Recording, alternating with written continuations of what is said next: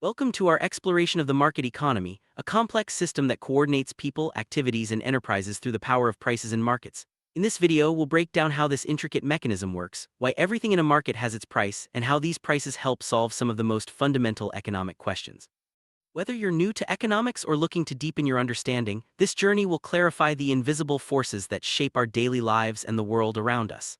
Let's start by understanding what a market economy really is and why it matters to everyone. A market economy, every good, service, and even resource comes with a price tag. This isn't just about what you pay at the store, it's about how prices act as signals guiding decisions for both buyers and sellers. Prices reflect the value placed on items by society and they help allocate resources efficiently. When you see a price, you're witnessing the outcome of countless decisions and interactions between people, businesses, and even government. This simple number carries a lot of information, shaping what gets produced, how it's made, and who gets to enjoy it. Market economy is designed to answer three big questions. What will be produced, how will it be produced, and for whom will it be produced? These aren't just academic queries, they're at the heart of every economic system. In a market, the answers emerge from the interactions of millions of people making choices every day. The products you see on shelves, the methods used to make them, and who ultimately gets to buy them are all determined by these underlying market forces. Let's dive deeper into each of these fundamental problems. First question, what will be produced, is answered by customer choice. When you buy a product, you're casting a vote in the marketplace. Businesses pay close attention to these choices, investing money from wages, interest, and profits into producing goods that are in high demand and likely to yield a profit. If people want more smartphones, companies will shift resources to make them. If demand drops, production slows. This dynamic ensures that resources are used to create what people actually want, making the market responsive and efficient. Next question is about how products are made. Here, competition among producers plays a crucial role. Companies are always looking for ways to keep costs low and production efficient. This might mean adopting new technologies, improving processes, or finding better suppliers. The constant push to be more efficient not only benefits businesses but also leads to lower prices and better products for consumers. In the end, competition ensures that the best methods rise to the top, driving innovation and progress in the market. Final question, who gets the products, depends on the market for production factors like labor, land, and capital. The interplay of supply and demand in these markets determines wages, rent, interest, and ultimately household incomes. Those with higher incomes can afford more goods and services while others may have to make choices based on their budget. This system links the world of work and production directly to the goods and services available in the marketplace, creating a continuous cycle of earning and spending.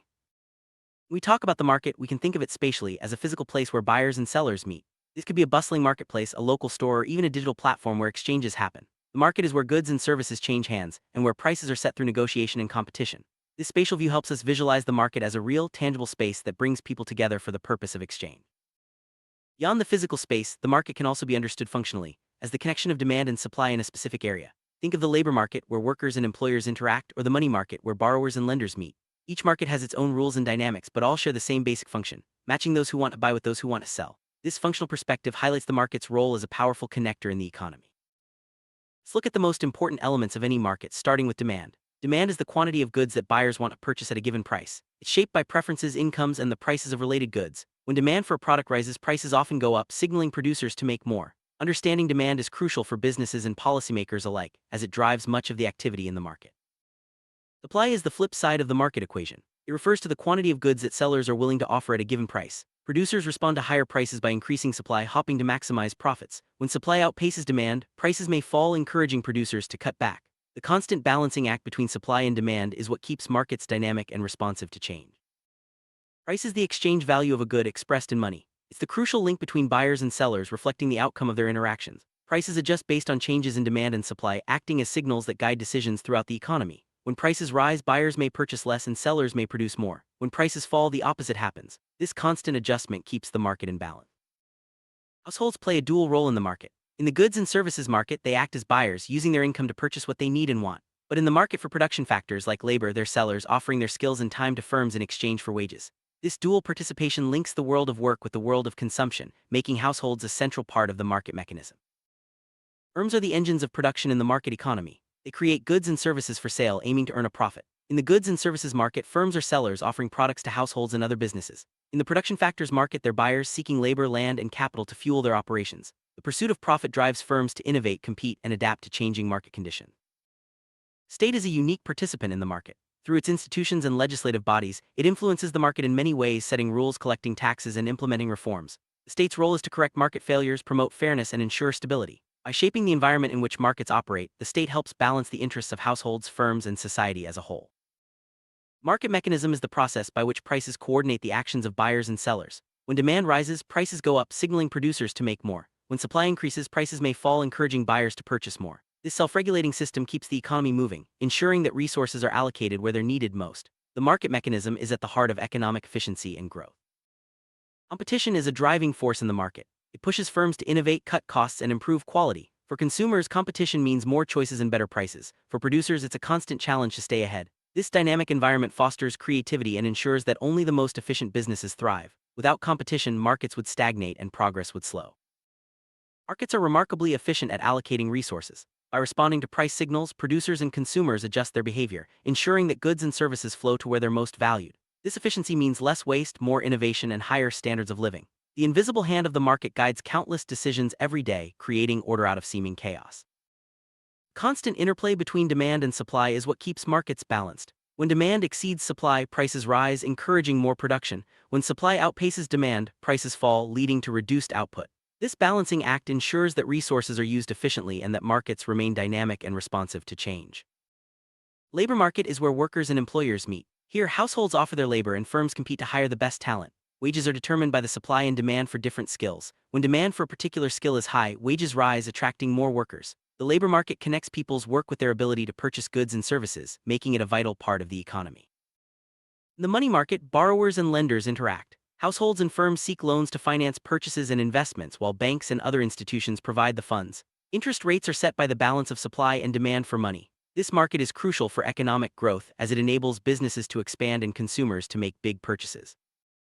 Market for production factors includes labor, land, and capital. Here, households supply these resources and firms demand them to produce goods and services. The prices of these factors, wages, rent, and interest, are determined by market forces. This market links the world of work and investment with the production of everything we use and consume. Households earn income by selling their labor and other resources in the production factors market. This income is then used to buy goods and services in the marketplace. The level of household income determines what and how much can be purchased, shaping demand across the economy. This cycle of earning and spending is fundamental to the functioning of the market. Firms are motivated by profit. They seek to produce goods and services that people want at prices that cover their costs and yield a return.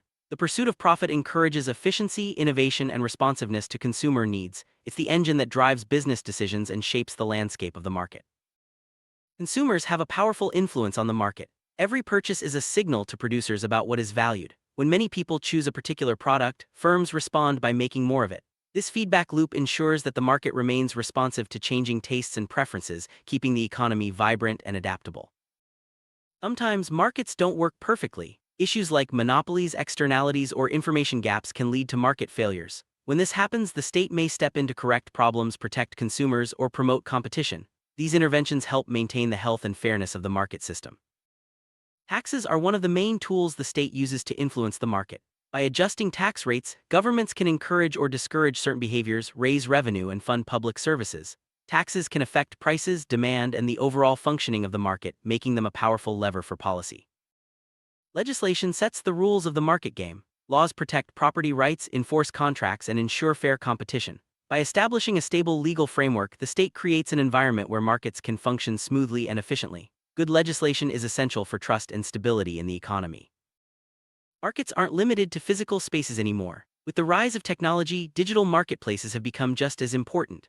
Online platforms connect buyers and sellers across the globe, making markets more accessible and efficient. Whether in person or online, the core principles of the market remain the same.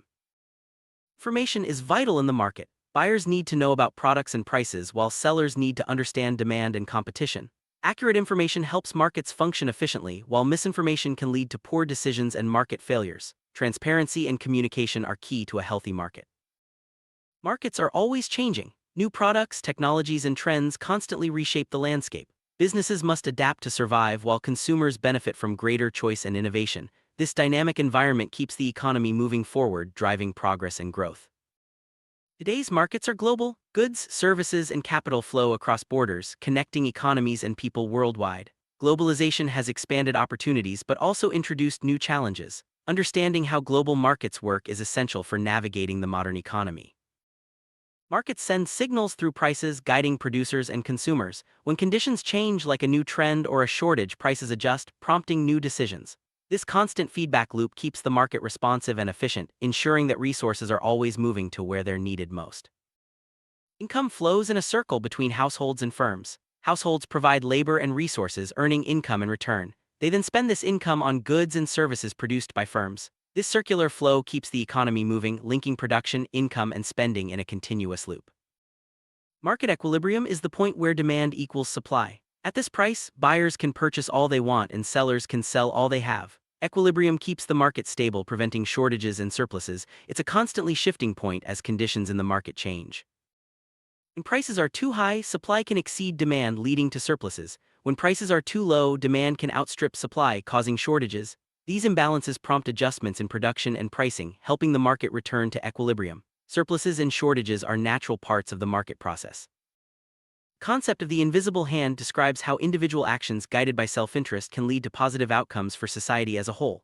In the market, people pursue their own goals, but the result is often an efficient and productive economy. This powerful idea explains much of the order we see in markets, even without central direction. Markets are flexible, constantly adapting to new information and changing conditions. When something unexpected happens, like a new technology or a sudden shortage, markets adjust quickly. This flexibility is one of the market's greatest strengths, allowing economies to recover from shocks and seize new opportunities. In a market economy, consumers are king. Their choices determine what gets produced, how much, and at what price. This principle, known as consumer sovereignty, puts the power in the hands of buyers, making the market responsive to their needs and preferences. Not all markets are equally open. Some have barriers to entry, like high startup costs or strict regulations, which can limit competition. These barriers can protect existing firms but may also reduce innovation and choice for consumers. Understanding these obstacles is important for evaluating how well a market functions. When a single firm dominates a market, it can set prices and limit choices, a situation known as monopoly. Market power can lead to higher prices and less innovation. Governments often regulate or break up monopolies to protect consumers and ensure healthy competition. Externalities are side effects of market activity that affect people not directly involved in the transaction. Pollution is a classic example. When markets ignore these effects, the state may step in to correct them, ensuring that costs and benefits are fairly shared. Transparency means that all participants have access to the information they need. Transparent markets are more efficient and fair, as buyers and sellers can make informed decisions. Lack of transparency can lead to mistrust and market failures, so it's a key goal for regulators and businesses alike. Innovation is the lifeblood of market economies. New ideas, products, and processes drive growth and improve living standards. Markets reward those who innovate, creating a powerful incentive for progress. This constant push for better solutions keeps the economy vibrant and competitive. As technology evolves and societies change, markets will continue to adapt. New challenges and opportunities will arise, but the core principles of supply, demand, and price will remain. Understanding how markets work is more important than ever for navigating the future. We've covered the essentials of the market economy, from the role of prices in competition to the influence of the state and the importance of innovation. Markets are dynamic, complex, and central to our lives. By understanding how they work, we can make better decisions as consumers, workers, and citizens. Thanks for joining us on this journey through the world of markets. Welcome to our exploration of consumer behavior. In this lesson, we'll uncover what drives people to make the choices they do when buying products or services. Consumer behavior isn't just about what people buy, but also why, when, and how they make those decisions. We'll look at both the visible actions like purchasing and using products, and the invisible mental and social processes that happen before, during, and after a purchase. By understanding these factors, businesses can better communicate with their customers and meet their needs more effectively.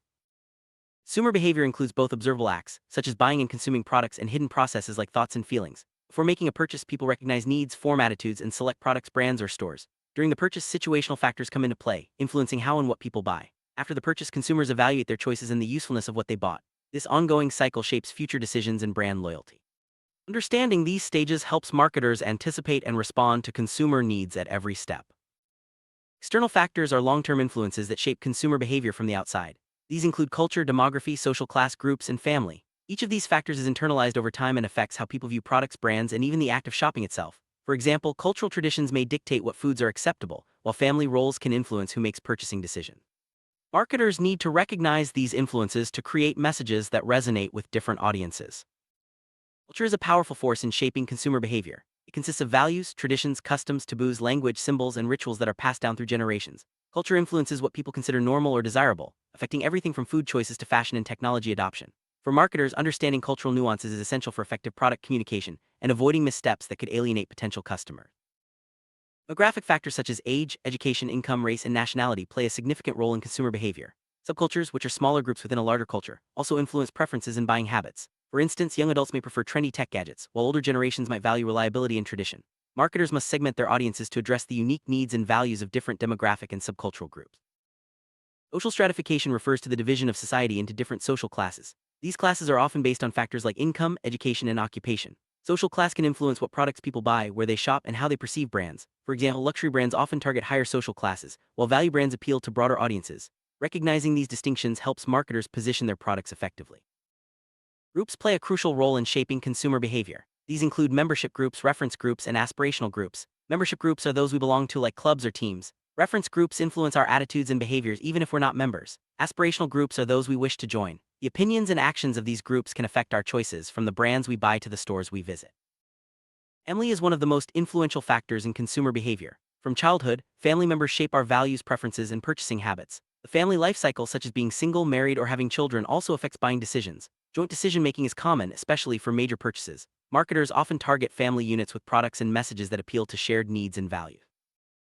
Internal factors are personal and lasting influences that come from within the individual. These include needs and motivation, personality, perception, learning, involvement, attitudes, and lifestyle. Each person's unique combination of these factors shapes how they interpret information and make buying decisions. Marketers must understand these internal drivers to create messages that connect on a personal level. Needs are the starting point for all consumer behavior. They create motivation, which is the drive to satisfy those needs. For example, hunger motivates us to buy food, while the need for status might motivate us to buy luxury goods. Marketers often tap into these motivations by highlighting how their products can fulfill specific needs, whether practical or emotional. Personality traits, such as being outgoing or cautious, influence how people approach shopping and make decisions. Some consumers are adventurous and willing to try new products, while others prefer familiar brands. Understanding personality differences allows marketers to tailor their messages and product offerings to appeal to different types of consumers. Perception is how consumers interpret information and experiences. It's influenced by past learning and involvement with products or brands. For example, a positive experience with a brand can create a lasting impression, while negative experiences may lead to avoidance. Marketers use branding, packaging, and advertising to shape perceptions and encourage learning about their products. Attitudes are lasting evaluations of products, brands, or companies. Lifestyle reflects how people live, including their activities, interests, and opinions. Both attitudes and lifestyle influence buying decisions. For example, someone with a health-conscious lifestyle may prefer organic foods, while another person with a busy lifestyle might choose convenience products. Marketers analyze these factors to position their products effectively. Situational factors are temporary influences that affect consumer behavior at a specific time and place. These include the physical environment, social environment, time perspective, task definition, and current mood. Unlike long-term external or internal factors, situational factors can change quickly and have a strong impact on immediate decisions. Marketers must consider these factors when designing shopping experiences and promotion. Physical environment includes everything from the layout of a store to the colors, smells, sounds, temperature, and even the weather. These elements can strongly influence buying behavior. For example, pleasant music and attractive displays can encourage shoppers to spend more time and money. Marketers carefully design physical environments to create positive experiences and boost sales. Social environment refers to the people present during a shopping experience and the relationships between them. Shopping with friends, family, or even a boss can affect what and how much people buy. Social roles and expectations often shape behavior, such as buying gifts for special occasions or choosing products that impress others. Marketers use social cues in advertising to encourage group shopping and sharing. Time perspective is about how much time a consumer has to make a decision. Time pressure can lead to quick, sometimes impulsive purchases, while having more time allows for careful consideration. Marketers create urgency with limited time offers or flash sales to encourage faster decisions. Understanding time perspective helps businesses design promotions that match consumer needs. Ask definition refers to the reason for a purchase. Sometimes the goal is clear, like buying groceries for dinner. Other times it's less defined, such as shopping for a gift without knowing exactly what to buy. Impulse purchases often happen when the task is unclear. Marketers use displays and suggestions to guide consumers toward making a choice, especially for gifts and special occasions. Consumers' current mood can have a big impact on their buying behavior. Feeling happy or enthusiastic may lead to more purchases, while feeling down might result in less spending. Marketers try to create positive moods through advertising, store ambience, and customer service, knowing that a good mood often leads to higher sales. Culture is more than just traditions or customs. It's a complex system of symbols and artifacts that shape how people think, feel, and act. Culture is passed down through generations and includes knowledge, beliefs, art, laws, morals, and customs. It acts as a long-term determinant of consumer behavior, setting the norms and values that guide everyday choices. Cultural values are the core beliefs that guide behavior within a society. These include individualism versus collectivism, masculinity versus femininity, youth versus age, performance versus tradition, risk versus security, and work versus leisure. Each of these values influences how people view products and brands, and how they respond to marketing messages. Marketers must align their strategies with the dominant values of their target audience. One key cultural value is the balance between individualism and collectivism. In individualistic cultures, people value independence and personal achievement. In collectivist cultures, group harmony and shared goals are more important. These differences affect everything from advertising styles to product design. Marketers must adapt their messages to fit the cultural context of their audience. Cultures also differ in their emphasis on masculinity or femininity. Masculine cultures value achievement, competition, and success, while feminine cultures prioritize care, quality of life, and relationships. These values influence product preferences, advertising themes, and even color choices. Marketers must be sensitive to these cultural differences to avoid misunderstandings and connect with consumers. Some cultures place a high value on youth, innovation, and change, while others respect age, tradition, and stability. These values affect how products are marketed and which features are emphasized. For example, youth-oriented cultures may respond well to new technology and bold designs, while age-oriented cultures may prefer reliability and classic styles. Cultures also differ in their focus on performance and status versus tradition and change. Some societies value achievement and progress, while others emphasize maintaining traditions and respecting the past. Marketers must understand these priorities to position their products in ways that appeal to the target audience's values.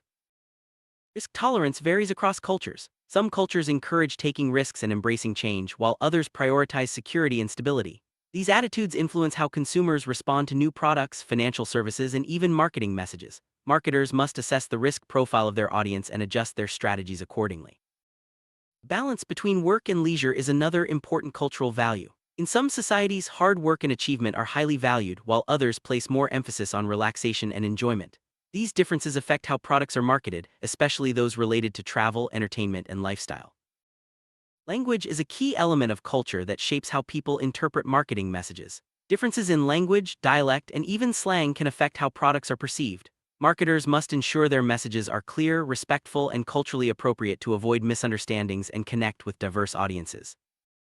Cultural perceptions of time, space, and symbols can greatly influence consumer behavior. For example, some cultures value punctuality while others are more flexible with time. Symbols, colors, and numbers may carry special meanings that affect product design and advertising. Marketers must research these cultural specifics to ensure their products and messages resonate.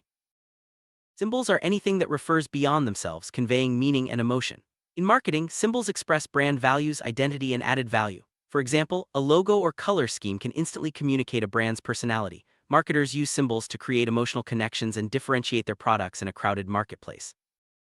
Rituals are established forms of activities and communication with strong symbolic meaning. They can be daily routines, holiday celebrations, or even the way people shop. Rituals have psychological, social, and sometimes magical functions, providing comfort and a sense of belonging. Marketers often tie products to rituals to enhance their appeal and create lasting habits. Taboos are behaviors that are prohibited or culturally unacceptable. They vary widely across cultures and can affect product usage, advertising, and even packaging. Marketers must be aware of local taboos to avoid offending consumers and damaging their brand reputation. Sensitivity to taboos is especially important in international marketing. Traditions and customs influence how products are used, purchasing habits, payment methods, bargaining styles, and media consumption. For example, some cultures prefer cash payments while others embrace digital wallets. Understanding these customs helps marketers adapt their strategies to local preferences and build trust with consumers. Before making a purchase, consumers go through several mental and social processes. They recognize a need, form attitudes, and evaluate different products, brands, or stores. This stage is critical for marketers as it's when consumers are most open to information and persuasion.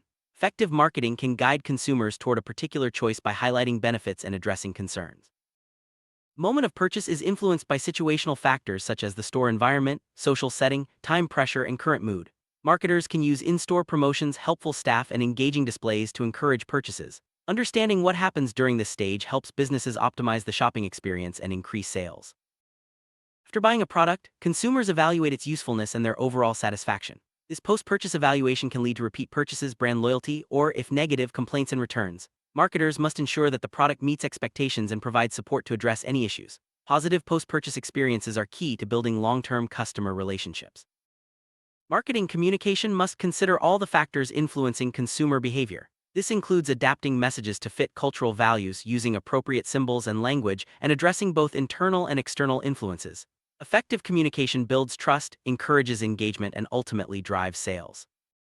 Regional specifics, such as local customs, language, and traditions, can greatly influence consumer behavior. Marketers must research and adapt to these differences to ensure their products and messages are relevant. This might mean changing packaging, offering different payment options, or using local celebrities in advertising. Branding relies heavily on symbols to convey meaning and create emotional connections. Logos, colors, and even sounds can become powerful symbols that represent a brand's identity. Marketers carefully design these elements to ensure they resonate with the target audience and reflect the brand's values. Brands often become part of consumer rituals such as morning coffee routines or holiday celebrations. These rituals create strong emotional bonds and encourage repeat purchases. Marketers can strengthen brand loyalty by associating their products with meaningful rituals and traditions. Cultural misunderstandings can damage a brand's reputation and alienate consumers. Marketers must research local customs, taboos, and values to avoid mistakes in product design, advertising, and communication. Sensitivity and respect are essential for building positive relationships with consumers in different cultures. Consumer behavior is dynamic and constantly evolving. Changes in culture, technology, and society can shift preferences and habits. Marketers must stay informed and flexible, adapting their strategies to meet new trends and consumer expectations. Continuous learning and innovation are key to long-term success. Successful marketing requires integrating external, internal, and situational factors. By understanding how these influences interact, businesses can create more effective products, services, and communication strategies. This holistic approach ensures that marketing efforts are relevant, engaging, and impactful. Sum up, consumer behavior is shaped by a complex mix of external, internal, and situational factors. Culture, values, traditions, and taboos play a major role, as do personal needs, motivations, and the immediate environment. Marketers who understand and respect these influences can build stronger connections with their customers and achieve greater success. As we move forward, keep in mind that consumer behavior is always changing. Staying curious, open-minded, and attentive to cultural and personal differences will help you succeed in marketing and business. By applying these insights, you'll be better equipped to understand your audience and deliver products and messages that truly resonate. Welcome to our exploration of consumer demographics and their profound influence on buying behavior. In this lesson, we'll uncover how factors like age, education, income, and occupation shape the way people make purchasing decisions. We'll also look at how these variables combine to form unique consumer groups or subcultures, each with their own distinct preferences. By understanding these foundational concepts, you'll gain insight into why certain products appeal to specific segments of the population. Let's begin by breaking down the key demographic characteristics that marketers use to segment their audiences and tailor their strategies. Demographic variables are the backbone of market segmentation. These include age, education, income, race, nationality, and occupation. Each of these factors helps marketers identify groups of consumers who are likely to share similar buying habits and preferences. For example, younger consumers may be more interested in technology, while older consumers might prioritize health products. By analyzing these variables, companies can create targeted marketing campaigns that resonate with specific audiences, increasing the likelihood of successful product adoption.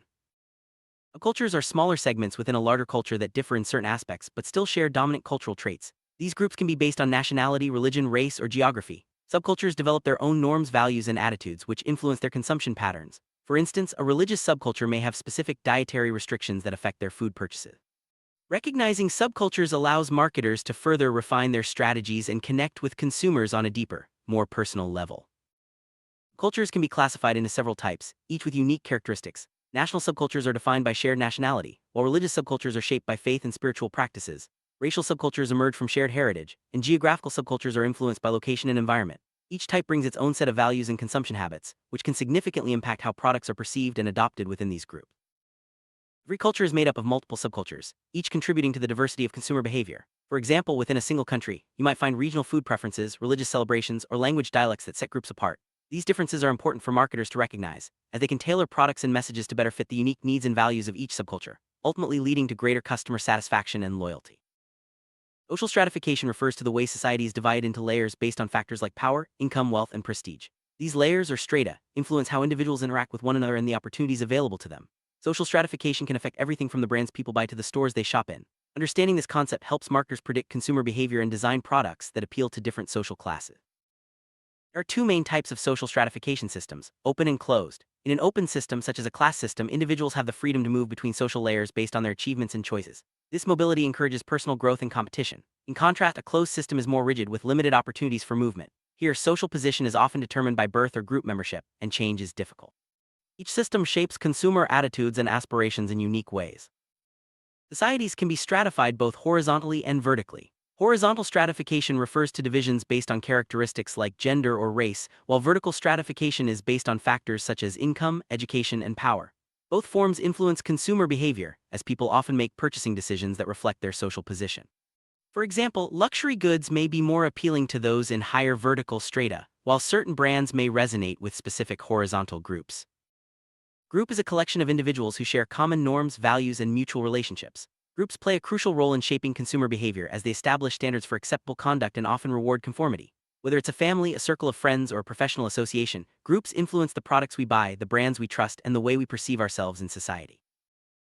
Groups influence consumer behavior through shared norms and the rewards they offer for following those norms. For example, a group of friends might encourage each other to try new restaurants or adopt the latest fashion trends. The desire to fit in and be accepted can drive individuals to make purchases they might not otherwise consider. Marketers often tap into this dynamic by creating campaigns that highlight group approval or social acceptance. Reference groups serve as standards for comparison and influence consumer decisions in powerful ways. These groups can be formal, like professional associations, or informal, such as a group of friends. The influence of a reference group depends on factors like membership and attractiveness. People often look to these groups for guidance on what products to buy, how to behave, and which brands to trust. Groups can be categorized in several ways. Formal groups have structured membership and rules, such as clubs or organizations. Informal groups are more casual, like circles of friends. Primary groups, such as family and close friends, have a significant impact on our daily lives, while secondary groups, like professional associations or admired personalities, influence us in more specific contexts. Each type of group shapes our consumption decisions differently. Reference groups influence consumers in three main ways: informational, normative, and identification. Informational influence occurs when people seek advice or information from the group. Normative influence is about conforming to group expectations, while identification influence happens when individuals adopt group values as their own. These influences are especially strong when consumers lack experience or face high-stakes decisions. Group influence on consumer behavior is strongest when individuals have little information, lack experience, make infrequent purchases, or face high prices. In these situations, people are more likely to rely on the opinions and behaviors of their reference groups to guide their decisions. Marketers can leverage this by positioning their products as popular or endorsed by influential groups. Opinion leaders are individuals who informally influence the attitudes and behaviors of others by providing advice and product evaluations. They exist in every social class and are often seen as experts or trendsetters within their groups. Opinion leaders play a crucial role in the spread of new products and ideas, as others look to them for guidance and recommendations. Opinion leaders help bridge the gap between marketers and consumers by sharing their experiences and evaluations. Their recommendations can accelerate the adoption of new products, especially when consumers are uncertain or skeptical. Marketers often target opinion leaders in their campaigns, knowing that their endorsement can sway the purchasing decisions of others in their social networks. Imagine a new smartphone hitting the market. Opinion leaders such as tech bloggers or influential friends try the product first and share their honest reviews. Their feedback helps others decide whether to buy the phone. This informal influence is powerful as people trust the opinions of those they respect more than traditional advertising. Lifestyle is a key factor in understanding consumer behavior. The AIO method, activities, interests, and opinions, helps marketers analyze how people spend their time, what they care about, and what they believe. By studying these aspects, companies can create products and messages that align with consumers' lifestyles, making their offerings more appealing and relevant. The AIO method breaks down lifestyle into three components: activities, interests, and opinions. Activities include hobbies, work, and social events. Interests cover topics like fashion, sports, or technology. Opinions reflect attitudes toward politics, products, or brands. By understanding these elements, marketers can better predict consumer preferences and design products that fit seamlessly into their daily lives.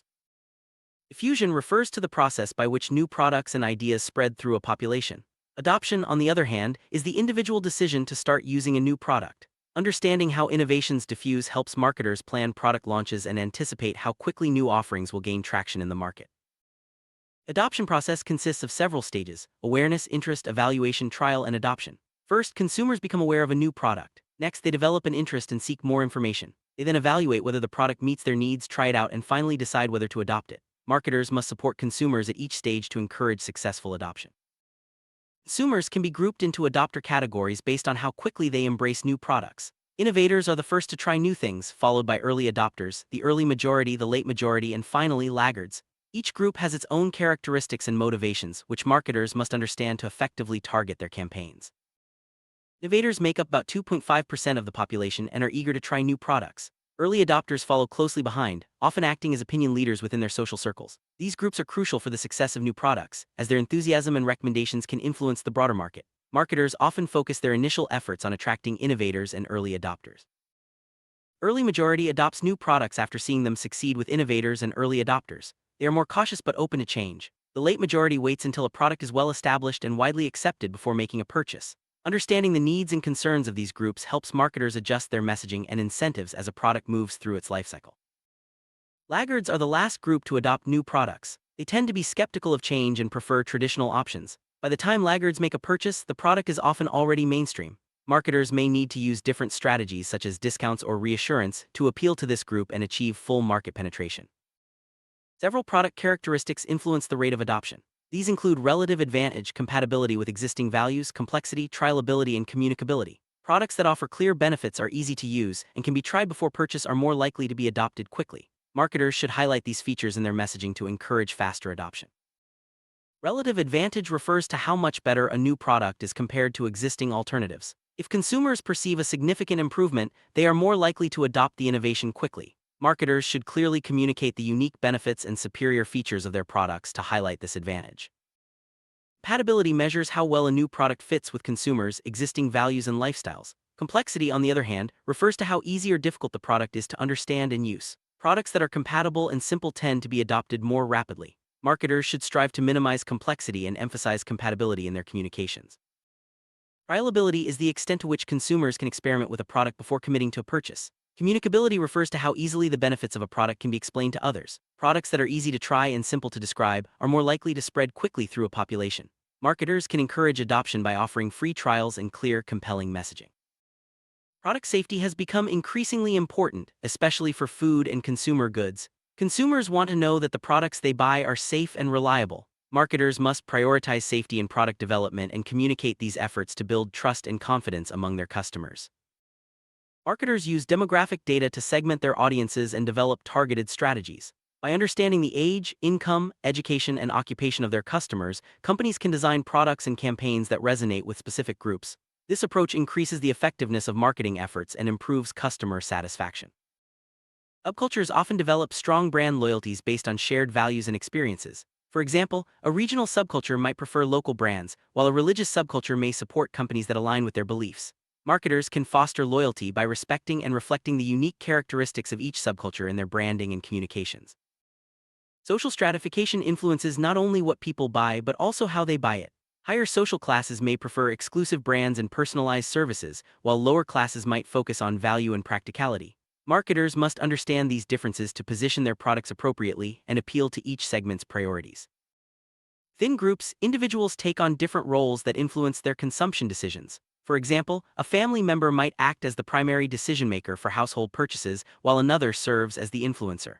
Understanding these roles helps marketers identify key decision-makers and tailor their messages accordingly.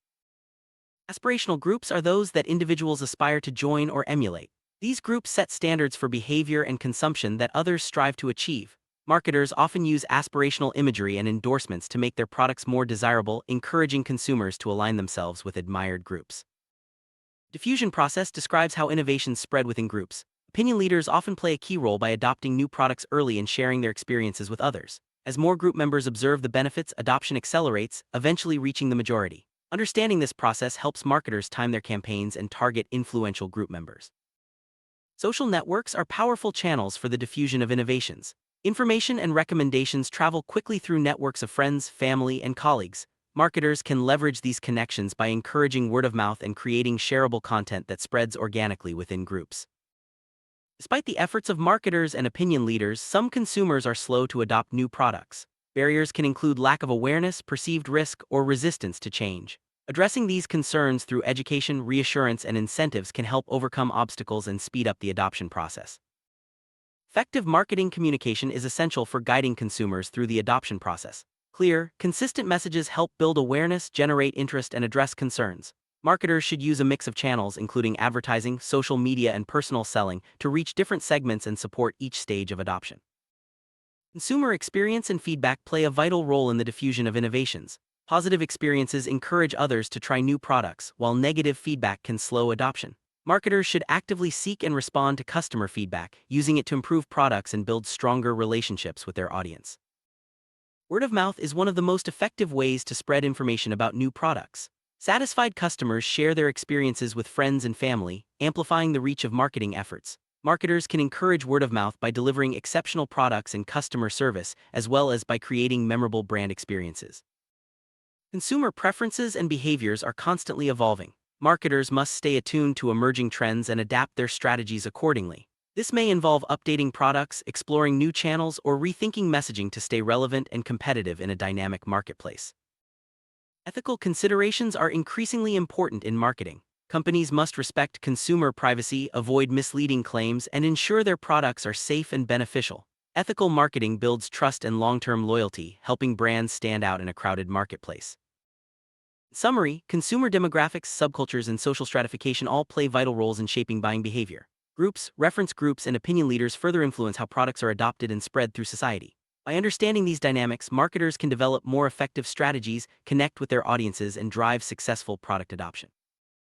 As we move forward, it's important to continue studying consumer behavior and adapting to changes in demographics, culture, and technology. By staying informed and responsive, marketers can anticipate shifts in the marketplace and maintain a competitive edge. Thank you for joining this lesson on consumer demographics and group influence. Stay curious and keep learning.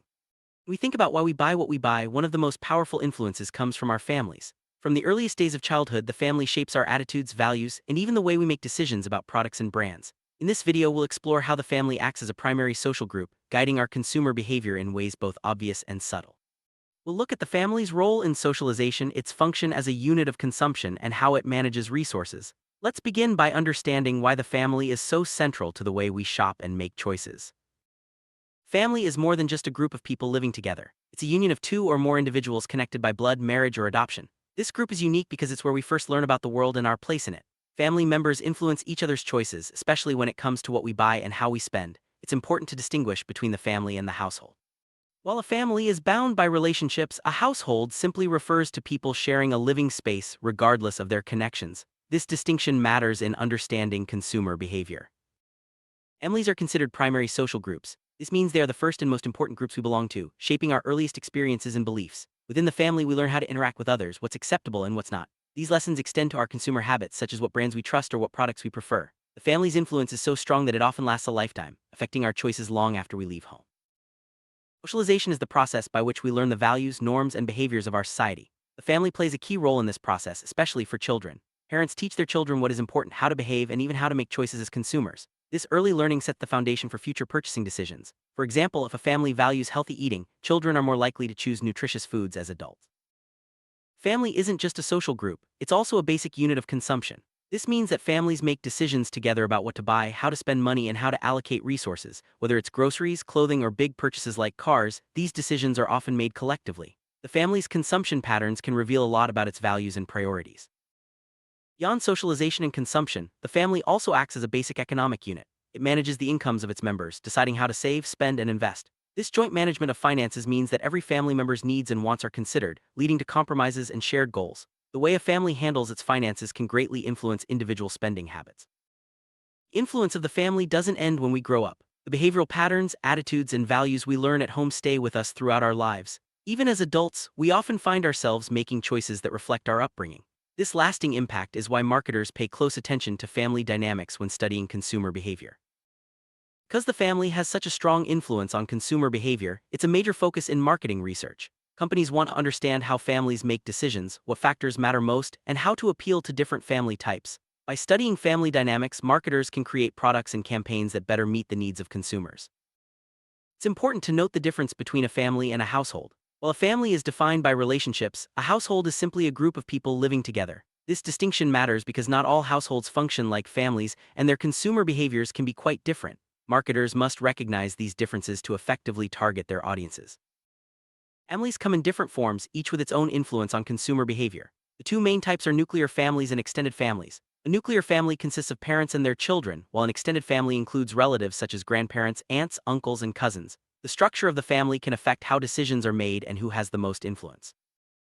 In a nuclear family, decision-making is often shared between parents, with children sometimes having a say, especially as they grow older. The smaller size of the group can make it easier to reach agreements and set priorities. This structure is common in many societies and has a significant impact on the way products are chosen and purchased. Extended families bring more voices into the decision-making process. Grandparents, uncles, aunts, and cousins may all have opinions on what to buy or how to spend. This can lead to more complex negotiations and sometimes even conflicts, but it also means a wider range of experiences and preferences are considered. Family influence on consumer behavior can be seen in two main phases. In the first phase, parents pass on their values, attitudes, and knowledge to their children. In the second phase, as individuals grow up and start their own families, they continue to influence their children and in turn are influenced by their new family environment. This cycle ensures that family influence is ongoing and evolving.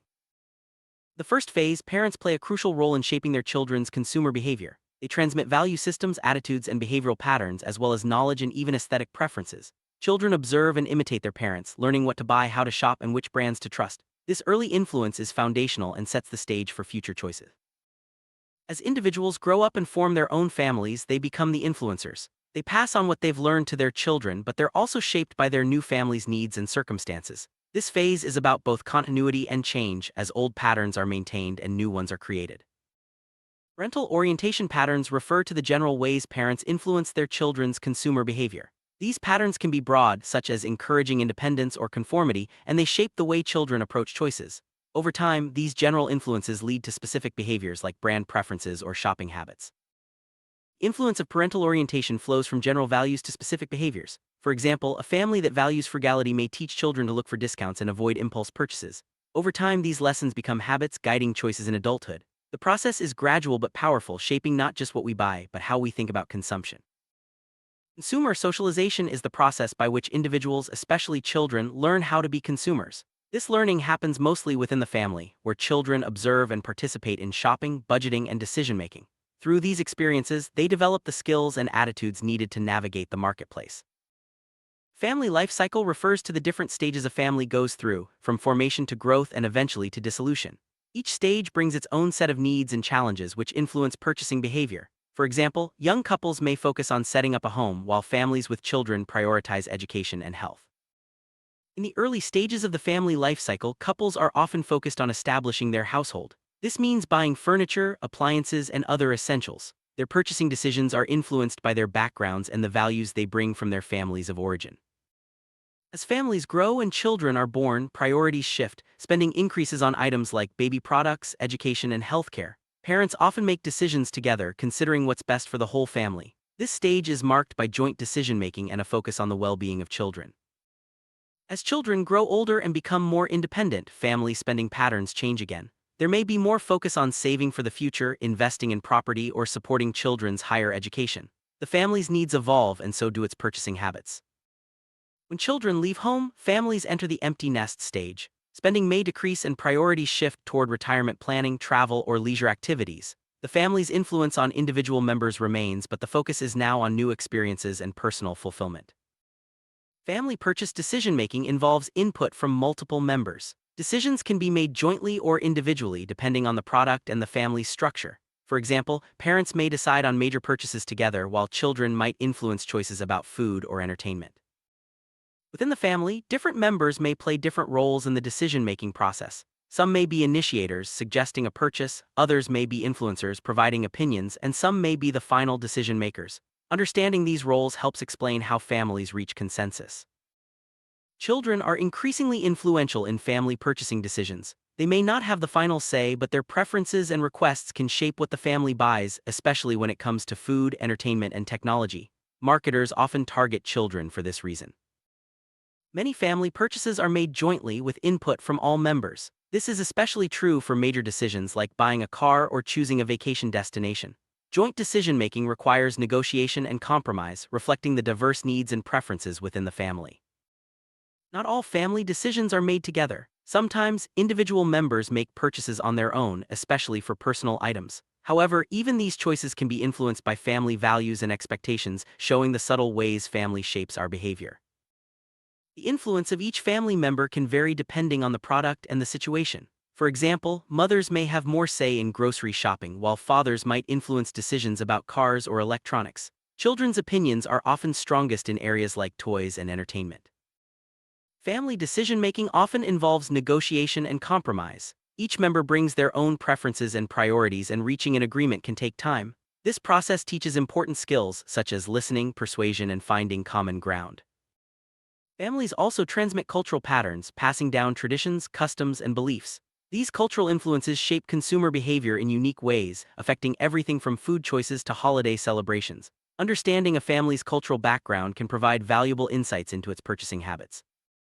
Brand loyalty often starts at home. If a family consistently buys a certain brand, children are likely to develop a preference for it as well. This loyalty can last for years, making families a key target for marketers looking to build long-term relationships with consumers.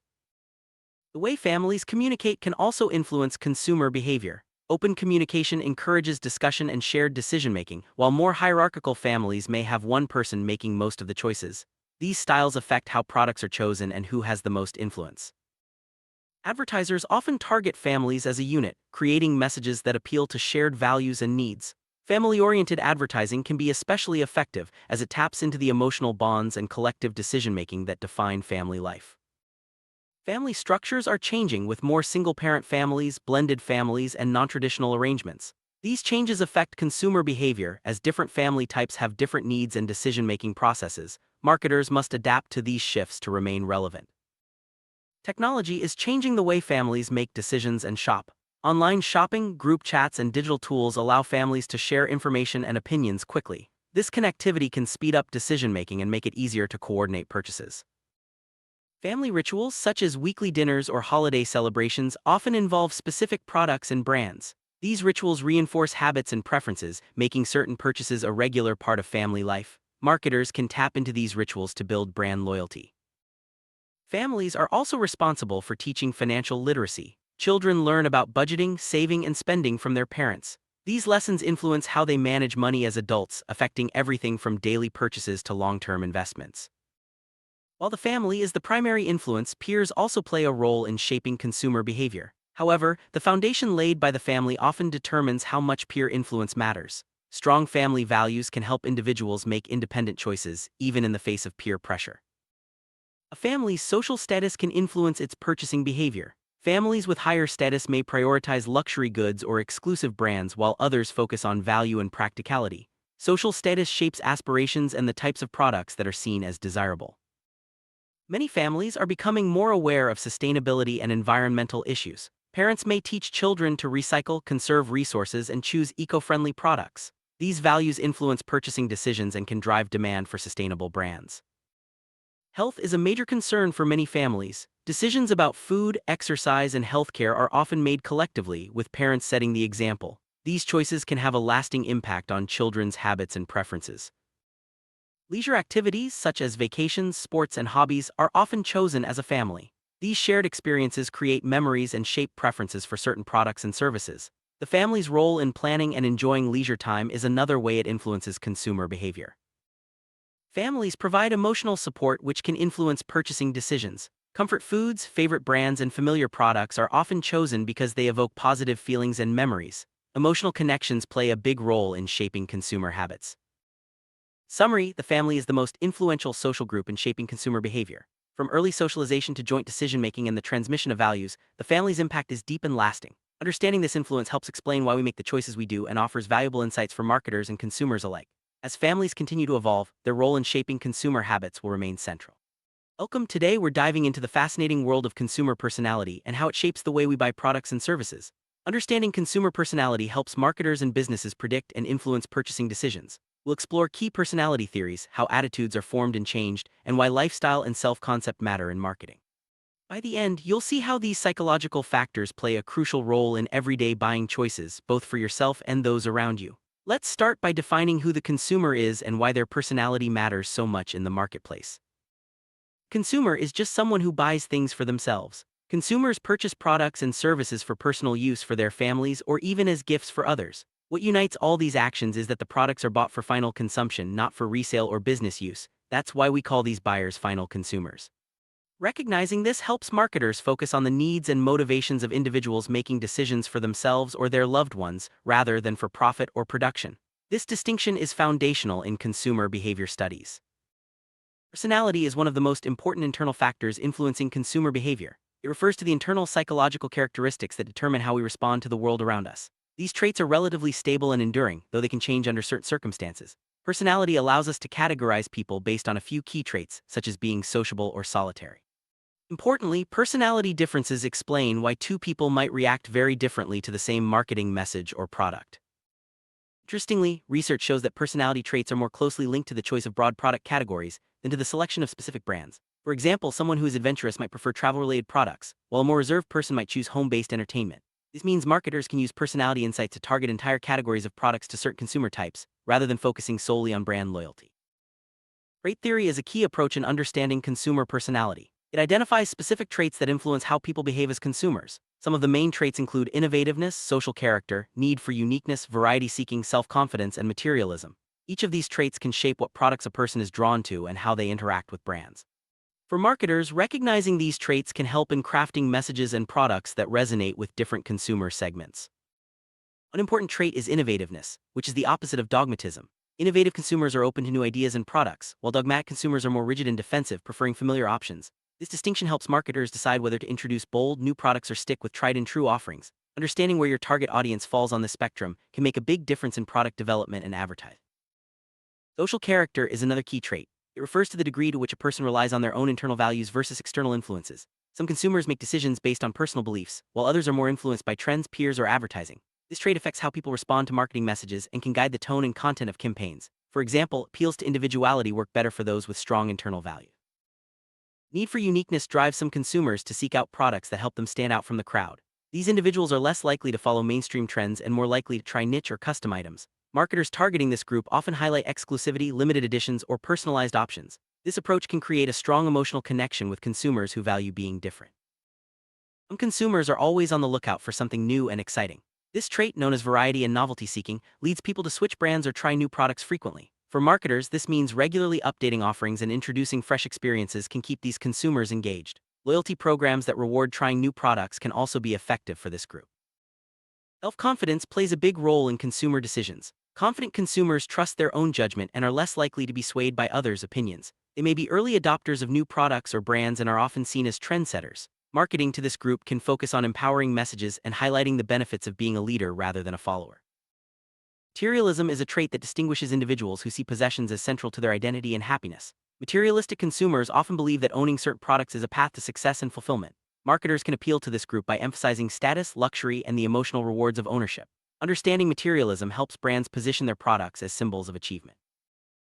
Impulsive consumption refers to habitual or addictive buying behavior. Some consumers develop patterns of purchasing that go beyond rational needs, often as a way to cope with stress or emotions. Marketers need to be aware of this trait, as it can lead to both opportunities and ethical concerns. Responsible marketing practices are important when targeting consumers who may be prone to compulsive buying.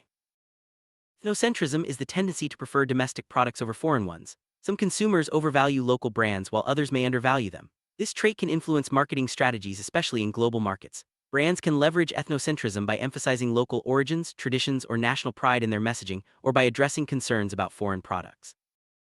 Among basic personality types, the leadership type stands out. These consumers desire power, want to be first, and show initiative, decisiveness, independence, and energy. They are self-motivated and often set trends for others to follow. Marketers can appeal to leadership types by positioning products as innovative, exclusive, or empowering, and by offering opportunities for these consumers to be the first to try new things. On the other end of the spectrum is the submissive consumer type. These individuals tend to follow rather than lead, often looking to others for guidance in their purchasing decisions. They may be more influenced by popular trends, recommendations, or authority figures. Marketers can reach submissive consumers by using testimonials, endorsements, or highlighting popularity and social proof in their campaigns. Attitudes are learned predispositions to respond to objects, people, or situations in a consistent way. They are made up of three components: cognitive beliefs, affective feelings, and behavioral actions. Attitudes play a central role in consumer behavior because they influence how people perceive products and make decisions. Marketers study attitudes to understand how to shape and change them in favor of their brands. Attitudes have several key characteristics. They are learned over time, relatively stable, and can be directed toward almost anything: products, brands, people, or ideas. Attitudes also have direction, positive or negative, and intensity, strong or weak. Understanding these characteristics helps marketers predict how consumers will react to marketing messages and products. Three components of attitudes: cognitive, affective, and behavioral work together to shape how consumers think, feel, and act. The cognitive component involves beliefs and knowledge, the affective component covers emotions and feelings, and the behavioral component relates to actions or intentions. Marketers can target each component to influence overall attitudes toward their products. Changing consumer attitudes is a major goal for many marketers. This can be done by providing new information, creating positive emotional associations, or encouraging trial and experience. For example, a brand might highlight new features, use emotional advertising, or offer free samples to shift attitudes in their favor. Successful attitude change often requires targeting all three components: beliefs, feelings, and behaviors. Marketers use various methods to measure consumer attitudes, such as surveys, interviews, and observation. These tools help businesses understand how consumers feel about their products and what factors influence their decisions. Accurate attitude measurement allows for more effective marketing strategies and better targeting of messages. Lifestyle refers to the way people live, including their activities, interests, and opinions. It's a powerful factor in consumer behavior because it shapes preferences and buying habits. Marketers analyze lifestyle patterns to segment markets and tailor products to fit the unique needs of different groups. For example, active lifestyles may be targeted with sports equipment, while home-focused lifestyles might be offered comfort products. Lifestyle segmentation divides consumers into groups based on shared activities, interests, and opinions. This approach allows marketers to create more personalized and relevant messages. For example, a brand might target fitness enthusiasts with health-focused products, while another targets tech lovers with the latest gadgets. Lifestyle segmentation helps brands connect with consumers on a deeper level. Self-concept is how people see themselves and want to be seen by others. It plays a big role in consumer behavior, as people often buy products that reflect or enhance their self-image. Marketers use self-concept in communication by showing how their products can help consumers express their identity or achieve their ideal self. This strategy is especially effective in categories like fashion, beauty, and technology.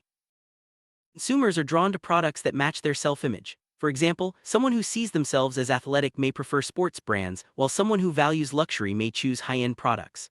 Marketers can tap into this by aligning their brand image with the self-concept of their target audience, making their products more appealing and relevant.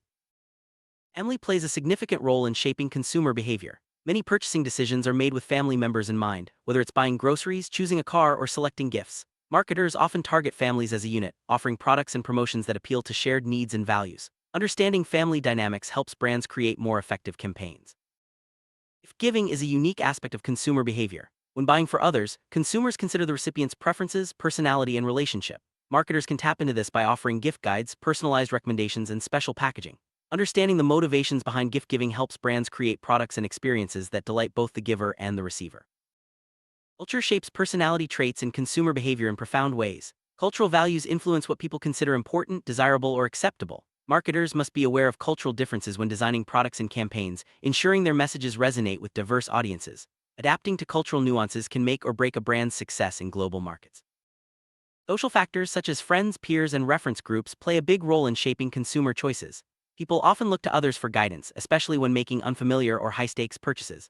Marketers use social proof, influencer endorsements, and community-building strategies to leverage these influences and encourage positive associations with their brands.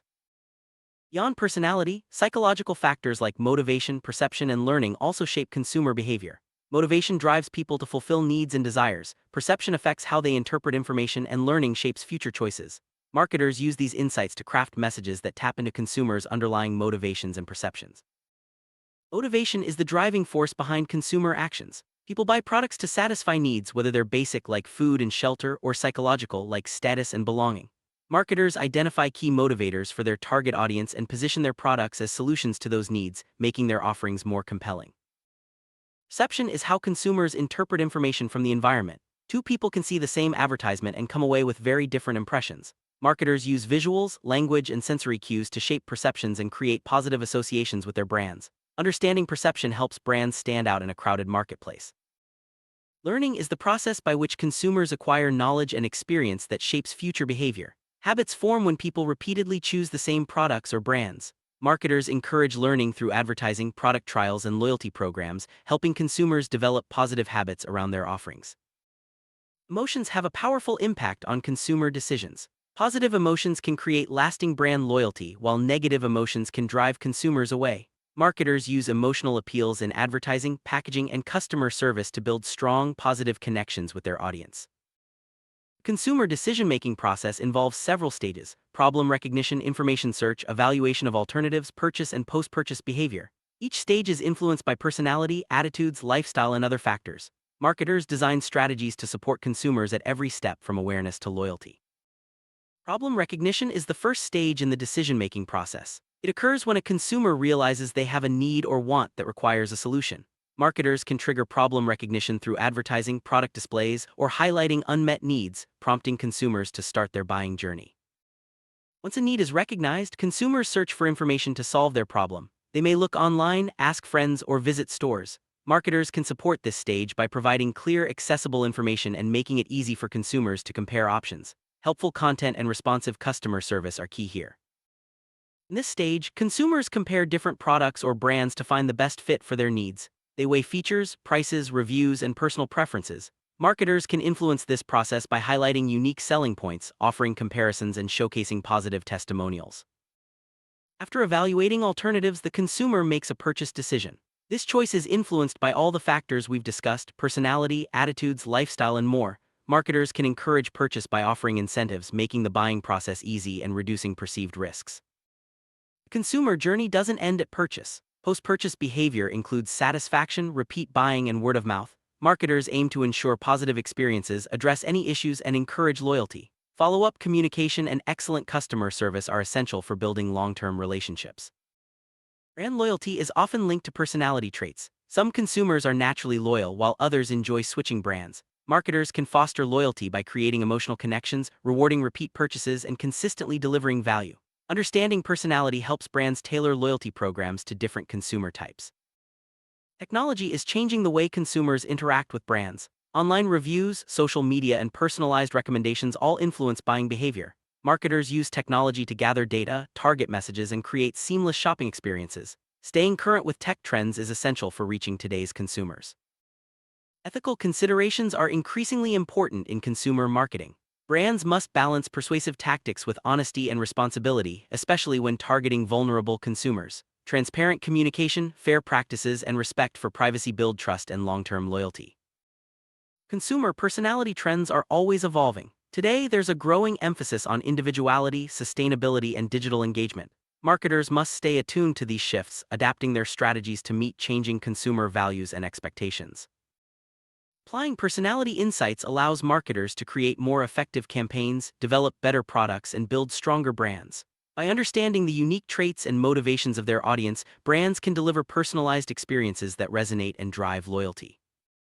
Conclusion: consumer personality is a powerful force shaping buying behavior. From attitudes and lifestyle to self-concept and decision-making, understanding these factors helps marketers connect with consumers in meaningful ways. As the marketplace evolves, staying informed about personality trends and psychological insights will remain key to marketing success. Thanks for joining us on this journey into the mind of the consumer.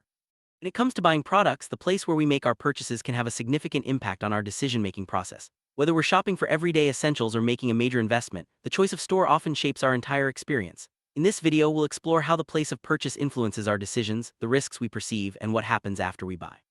Let's dive into the fascinating world of retail decision-making and see why where you shop matters as much as what you buy. Every time we choose a place to shop, we weigh certain risks, sometimes without even realizing it.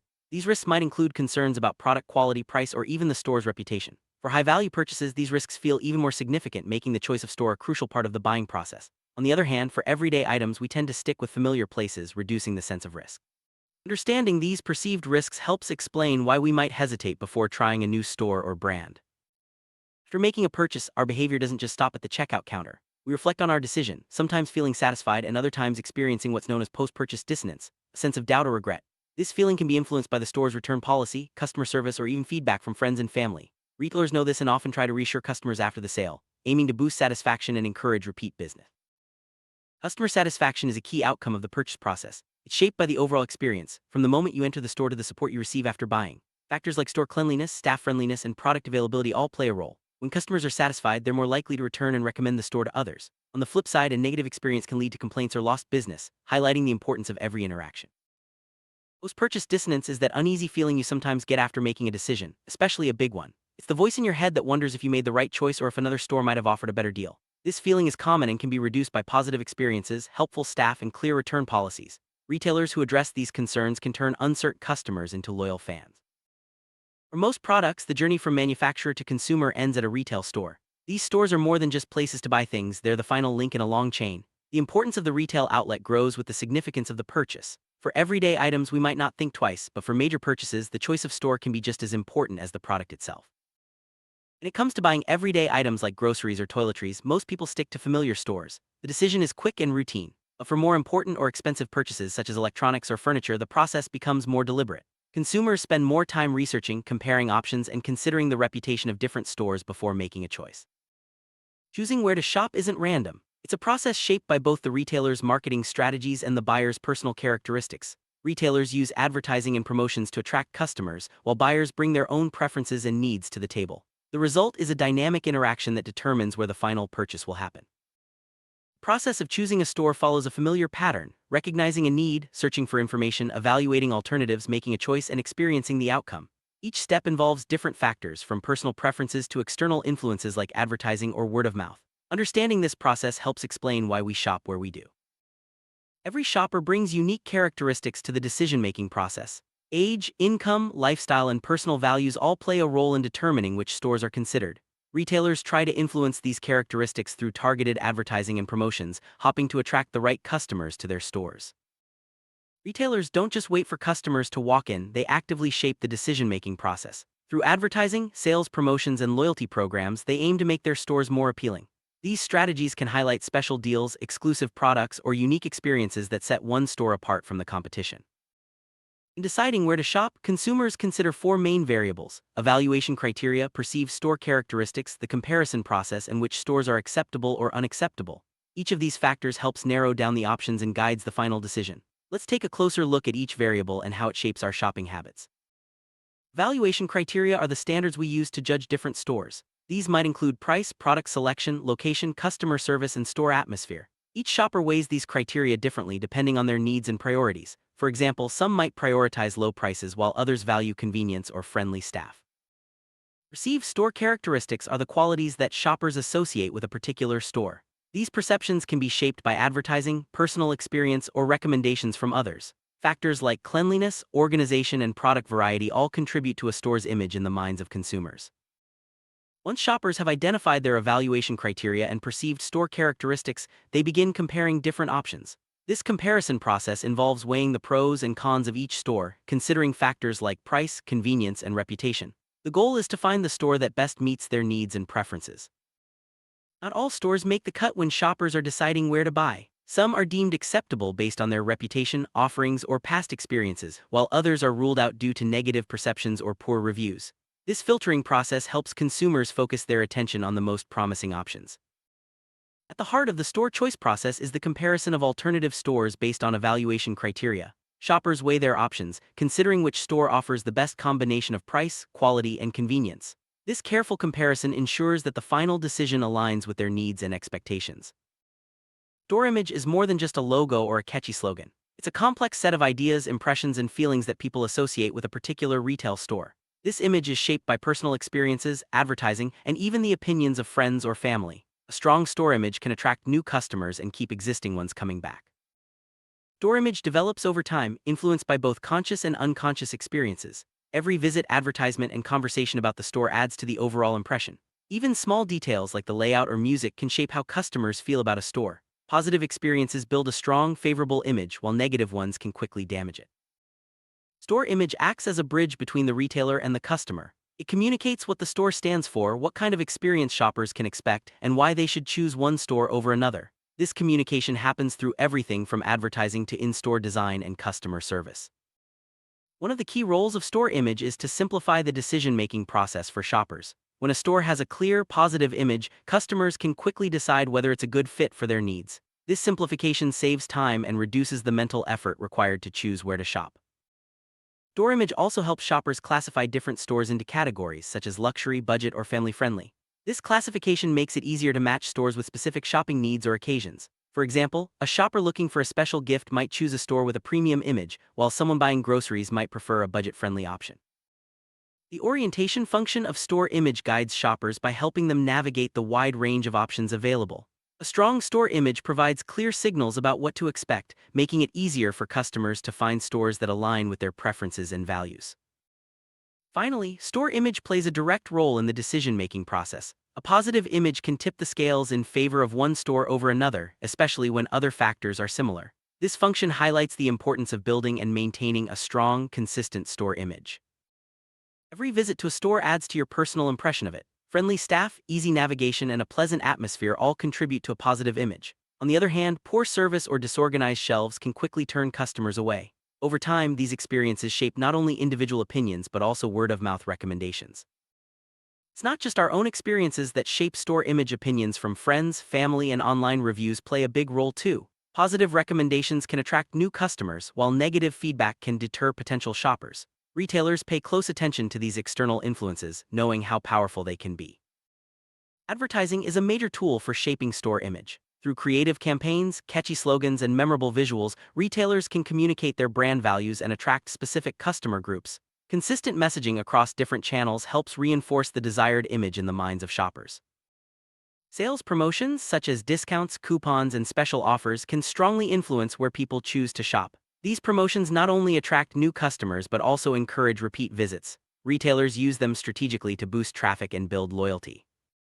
The physical layout and atmosphere of a store play a big part in shaping customer perceptions. A well-organized, inviting space makes shopping more enjoyable and can enhance the store's image. Elements like lighting, music, and signage all contribute to the overall experience. Excellent customer service is often the deciding factor in store choice. Friendly, knowledgeable staff can turn a routine shopping trip into a memorable experience. Retailers who invest in training and support for their employees often see higher customer satisfaction and loyalty. A wide selection of products and reliable availability are key factors in store choice. Shoppers want to find what they need without hassle. Stores that consistently stock popular items and offer a variety of options are more likely to attract and retain customers. Pricing plays a crucial role in how stores are perceived. Competitive prices, clear labeling, and transparent policies help build trust with customers. On the other hand, confusing or inconsistent pricing can damage a store's reputation and drive shoppers away. Convenient location and easy accessibility are major factors in store choice. Shoppers are more likely to visit stores that are close to home, work, or public transportation. Ample parking and clear signage also make a difference, especially for busy consumers. A store's reputation is built over time through consistent quality, reliable service, and positive customer experiences. Trustworthy brands are more likely to be chosen, especially for important purchases. Negative publicity or poor reviews can quickly erode this trust. Today's shoppers often choose between online and offline stores. Each option has its own advantages and challenges. Online stores offer convenience and variety, while physical stores provide immediate access and personal interaction. Many consumers now use both depending on their needs and preferences. Loyalty programs reward repeat customers with discounts, points, or special offers. These programs not only encourage shoppers to return but also help stores gather valuable data about customer preferences. A well-designed loyalty program can strengthen the bond between store and shopper. Social media platforms have become powerful tools for influencing store choice. Shoppers often check reviews, follow brands, and share their experiences online. Positive social media presence can boost a store's image, while negative posts can quickly spread and cause damage. Personal recommendations from friends and family are among the most trusted sources of information when choosing a store. Positive word of mouth can attract new customers, while negative stories can deter potential shoppers. Retailers strive to create experiences worth sharing. No store is perfect and complaints are inevitable. How a store handles these issues can make a big difference in its image. Prompt, respectful responses and effective solutions can turn dissatisfied customers into loyal advocates. After-sales support, such as warranties, repairs, and customer service, plays a crucial role in post-purchase satisfaction. Stores that offer reliable support build trust and encourage repeat business. Customers remember how they're treated after the sale, not just during it.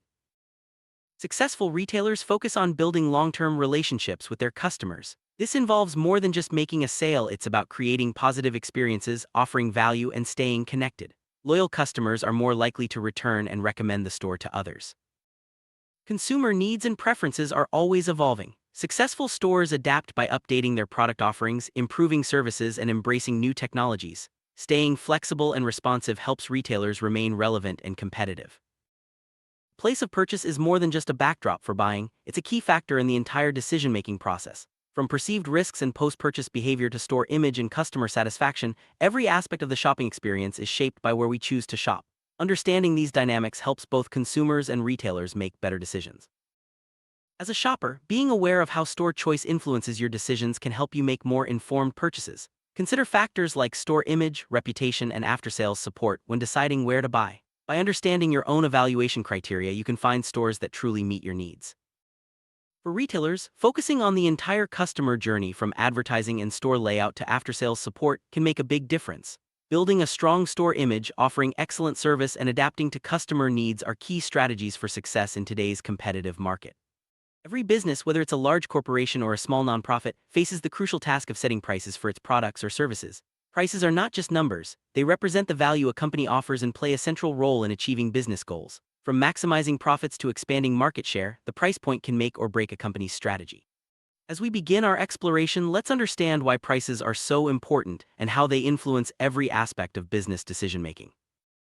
Price is more than just the amount of money exchanged for a product or service. It's a reflection of value, utility, and even social status. When a business sets a price, it's making a statement about what the product is worth, both functionally and psychologically. This value is agreed upon by both buyers and sellers, shaped by the ongoing dance of supply and demand in the marketplace. Understanding this definition is key to grasping how prices affect business outcome. Company's profit is directly tied to the prices it sets. Sell too low and you might not cover costs, set prices too high and you risk losing customers. The delicate balance between cost, price, and demand is what determines a business's profitability. This is why pricing strategies are at the heart of every successful business plan. Let's look at how price decisions impact the bottom line and why getting it right is so critical. Customers see a price tag, they're not just seeing a number, they're interpreting the value behind it. Price expresses the functional utility of a product, the psychological benefits it brings, and its social significance. For example, a luxury watch isn't just about telling time, it's about status and self-expression. Businesses must understand how their prices communicate value to different customer segments. Prices are not set in isolation. They are the result of ongoing negotiations and interactions between buyers and sellers. In a competitive market, supply and demand constantly shift, influencing the agreed-upon price. This dynamic process ensures that prices remain responsive to market conditions and consumer needs. Let's explore how this interaction shapes the prices we see every day. Among all the elements of the marketing mix, product, place, promotion, and price, only price directly generates revenue. All other elements, while essential, represent costs to the business. This unique role makes pricing decisions especially significant. A well-chosen price not only covers costs but also funds growth and innovation. Understanding this distinction is vital for any business leader.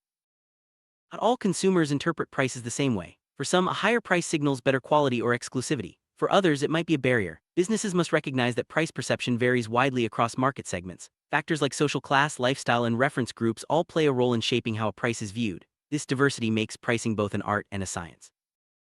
It's a common belief that higher prices always reduce demand, but that's not always true. In some cases, raising the price can actually increase demand by enhancing the product's perceived value or exclusivity. Conversely, very low prices might make customers question a product's reliability. Understanding these nuances helps businesses avoid costly mistakes and better position their offerings. Psychological factors play a huge role in how prices are perceived. Techniques like charm pricing, setting prices at $9.99 instead of $10, can make products seem more affordable. Social status, lifestyle, and even the influence of friends and family can all affect how much someone is willing to pay. Businesses often use these insights to craft pricing strategies that appeal to their target audience. In setting prices, companies align their decisions with specific business objectives. These might include maximizing profits, increasing market share, driving sales growth, or ensuring a rapid return on investment. Each objective requires a different pricing approach. For example, a company focused on growth might set lower prices to attract new customers, while one aiming for exclusivity might price higher. Profit maximization is a classic business objective. Companies aiming for this goal carefully analyze costs, demand, and competition to set prices that yield the highest possible profit. This often involves sophisticated modeling and constant market monitoring. The right price can unlock significant value, but getting it wrong can lead to missed opportunities or lost customers. Some businesses prioritize expanding their share of the market. To do this, they might set lower prices to attract more customers, even if it means sacrificing short-term profits. The idea is to build a loyal customer base and outpace competitors. Over time, increased volume can lead to greater profitability as economies of scale kick in. Driving sales growth is another common objective. Businesses may use promotional pricing, discounts, or bundling to encourage more purchases. These tactics can quickly boost sales volume, but they must be managed carefully to avoid eroding brand value or profitability. The key is to strike a balance between short-term gains and long-term brand health.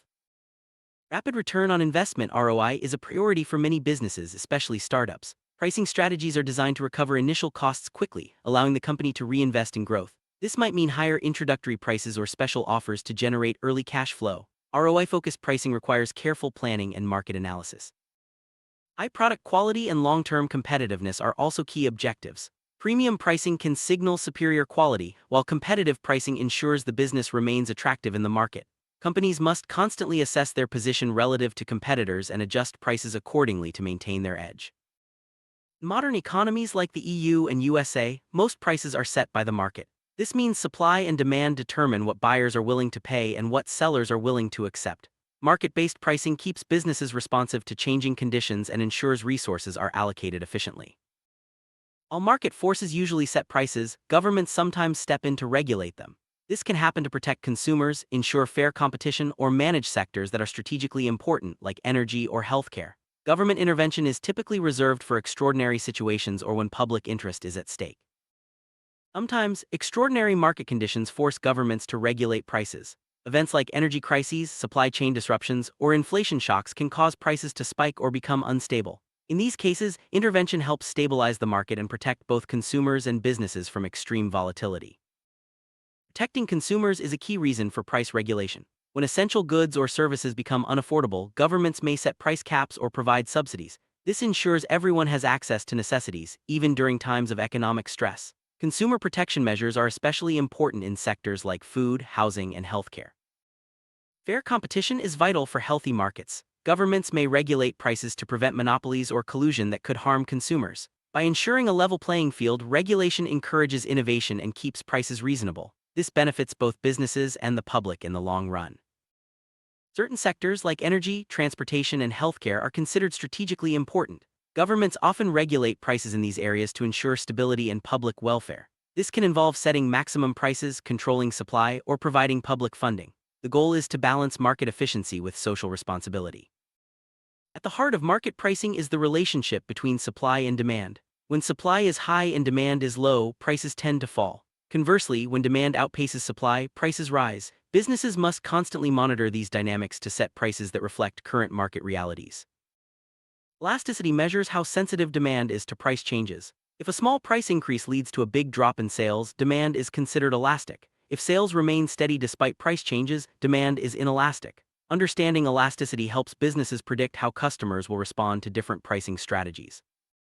Consumers often compare prices to a reference point, such as a competitor's price or a previous price they paid. This reference pricing shapes their perception of value and influences buying decisions. Businesses can use this knowledge to position their products more effectively in the market. Sometimes, competitors engage in price wars, repeatedly lowering prices to gain market share. While this can benefit consumers in the short term, it often leads to reduced profits and can harm the industry as a whole. Businesses must be cautious when entering price wars and consider the long-term consequences. Premium pricing involves setting prices higher than the market average to signal superior quality or exclusivity. This strategy works well for luxury brands or innovative products. However, it requires strong brand positioning and consistent delivery of value to justify the higher price. Penetration pricing is the opposite of premium pricing. Here, businesses set low prices to quickly attract customers and gain market share. Once a strong customer base is established, prices may gradually increase. This approach is common in new markets or for launching innovative products. Certain price points act as psychological barriers. For example, pricing a product at $99 instead of $100 can make it seem significantly cheaper, even though the difference is minimal. Understanding these barriers allows businesses to set prices that encourage purchases without sacrificing revenue. Price discrimination involves charging different prices to different customer segments for the same product. This can be based on factors like location, time of purchase, or customer loyalty. When done ethically, it allows businesses to maximize revenue and better serve diverse markets. Dynamic pricing means adjusting prices in real time based on demand, competition, or other factors. Airlines and ride-sharing services often use this strategy to optimize revenue. Technology makes it easier than ever for businesses to implement dynamic pricing and stay competitive. Bundling involves selling multiple products together at a discounted price, while unbundling offers products separately. Both strategies can influence customer perception of value and drive sales. The choice depends on customer preferences and business objectives. Seasonal pricing adjusts prices based on the time of year or demand cycles. For example, travel and hospitality industries often raise prices during peak seasons and offer discounts during off-peak times. This approach helps businesses maximize revenue and manage demand fluctuations.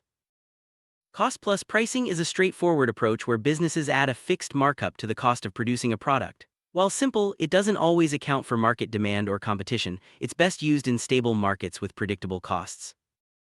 Value-based pricing sets prices according to the perceived value to the customer, rather than just costs. This approach requires deep understanding of customer needs and willingness to pay. When done well, it can lead to higher profits and stronger customer loyalty. Skimming pricing involves setting high initial prices for new or innovative products, then gradually lowering them as competition increases. This strategy helps businesses recover development costs quickly and target early adopters willing to pay a premium. Freemium pricing offers basic products or services for free while charging for premium features. This model is popular in software and digital services, allowing businesses to attract a large user base and convert a portion into paying customers. Subscription pricing charges customers a recurring fee for ongoing access to products or services. This approach provides predictable revenue for businesses and convenience for customers. It's widely used in media, software, and even physical goods. Geographical pricing means setting different prices for the same product in different locations. This can reflect variations in costs, demand, or competitive conditions. It's especially common in international markets or regions with distinct economic profiles. Price transparency means making pricing information easily accessible to customers. This builds trust and helps consumers make informed decisions. In today's digital world, transparency is increasingly expected and can be a competitive advantage. Ethical pricing considers the impact of pricing decisions on society and the environment. This includes avoiding price gouging during crises and ensuring fair access to essential goods. Ethical pricing builds long-term trust and supports sustainable business practices. Technology has revolutionized pricing strategies. Advanced analytics, artificial intelligence, and big data allow businesses to set and adjust prices with unprecedented precision. This enables more personalized pricing and greater responsiveness to market changes. Globalization has made pricing more complex. Businesses must consider exchange rates, local regulations, and cultural differences when setting prices in international markets. Adapting pricing strategies to global realities is essential for success in today's interconnected world. Looking ahead, pricing will continue to evolve as technology advances and markets become more dynamic. Businesses that stay agile and embrace data-driven pricing strategies will be best positioned to thrive. The ability to adapt quickly to changing conditions will be a key competitive advantage. In summary, market prices play a vital role in business success. They influence profitability, shape consumer perceptions, and drive strategic decisions. Whether set by the market or regulated by governments, prices must reflect value, respond to demand, and align with business objectives. Mastering pricing is essential for any organization aiming to succeed in today's competitive landscape. As we wrap up, remember that pricing is both an art and a science. It requires a deep understanding of markets, customers, and business goals. By staying informed and flexible, businesses can use pricing as a powerful tool to achieve lasting success. Thank you for joining us on this journey through the world of market prices and their role in business. Welcome. Today, we're diving into the fascinating world of market price formation. Have you ever wondered why the price of your favorite product changes over time? The answer lies in the fundamental forces of demand and supply. These two concepts are the backbone of every market, influencing not only what we pay but also what is available for us to buy. In this video, we'll break down what demand and supply really mean, explore the factors that affect them, and see how they work together to determine prices. Let's start by understanding the basics of demand. Demand refers to the quantity of goods or services that buyers are willing and able to purchase at a specific price. It's not just about wanting something. It's about being ready to buy it at a certain price point. The relationship between price and demand is crucial. Typically, as prices go up, demand goes down, and when prices drop, demand rises. This simple rule helps explain a lot of what we see in everyday markets, from groceries to gadgets. But price isn't the only thing that matters. Let's look at the key factors that shape demand. Law of demand is a fundamental economic principle. It states that all else being equal, an increase in the price of a good will lead to a decrease in the quantity demanded, and a decrease in price will increase demand. This relationship is so consistent that it's often shown as a downward sloping curve on a graph. However, in real life, other factors can come into play, making things a bit more complex. Still, the law of demand gives us a solid foundation for understanding how buyers react to changing prices. Economists often use the phrase ceteris paribus, which means all other things being equal. This assumption allows us to isolate the effect of price on demand without worrying about other variables. In reality, though, many factors can change at once, making it rare for ceteris paribus to truly apply. Still, it's a useful tool for building basic economic models and understanding the core relationship between price and demand. Demand isn't one size fits all. Economists break it down into several types. Aggregate demand refers to the total demand in the entire market. Individual demand is the demand from a single buyer, while partial demand focuses on a specific product. Understanding these distinctions helps businesses and policymakers make better decisions, whether they're looking at the big picture or focusing on a single customer's needs. Aggregate demand is the sum of all individual demands in a market. It represents the total quantity of goods and services that all buyers are willing to purchase at various price levels. This concept is especially important for understanding the overall health of an economy, as it reflects the collective buying power and preferences of consumers. Individual demand focuses on the purchasing behavior of a single buyer, while partial demand looks at the demand for a specific product, regardless of who buys it. These concepts are useful for businesses targeting niche markets or tailoring products to specific customer segments. By analyzing individual and partial demand, companies can better predict sales and adjust their strategies accordingly. While price is a major driver of demand, it's not the only factor. Changes in income levels can make people more or less willing to buy. Demographic shifts such as aging populations or urbanization also play a role. Tastes, habits, and fashion trends can quickly change what's popular, while advertising and promotion can create new demand almost overnight. All these elements interact to shape the demand we see in the market. When people's incomes rise, they often buy more goods and services, increasing demand. Conversely, if incomes fall, demand tends to drop. This relationship is especially strong for non-essential or luxury items. For basic necessities, demand may not change as much since people still need to buy them regardless of income. Demographic changes, such as population growth, aging, or migration, can have a big impact on demand. For example, a growing population increases the number of potential buyers, while an aging population might shift demand toward healthcare and retirement products. Businesses need to keep an eye on these trends to anticipate changes in the market. Consumer preferences are always evolving. What's in style today might be out tomorrow. Changes in tastes, habits, and fashion trends can quickly alter demand for certain products. Companies often use advertising and social media to influence these preferences, hoping to create new demand or revive interest in existing products. Advertising and promotion are powerful tools for shaping demand. A well-executed campaign can introduce new products, boost sales, and even change consumer habits. Companies invest heavily in marketing to stay ahead of competitors and keep their products in the public eye. Now let's turn to the other side of the market, supply. Supply is the quantity of goods that firms are willing and able to sell at a given price. Just like demand, supply is influenced by price but in the opposite direction. When prices rise, selling becomes more attractive to producers, so they supply more. When prices fall, supply tends to decrease. Let's explore why this happens. Law of supply states that all else being equal, an increase in the price of a good leads to an increase in the quantity supplied. Producers are motivated by the potential for higher profits, so they ramp up production when prices are high. This relationship is typically shown as an upward-sloping supply curve on a graph, reflecting the direct link between price and supply. When prices go up, selling goods becomes more profitable for firms. This encourages existing producers to make more and may even attract new firms into the market.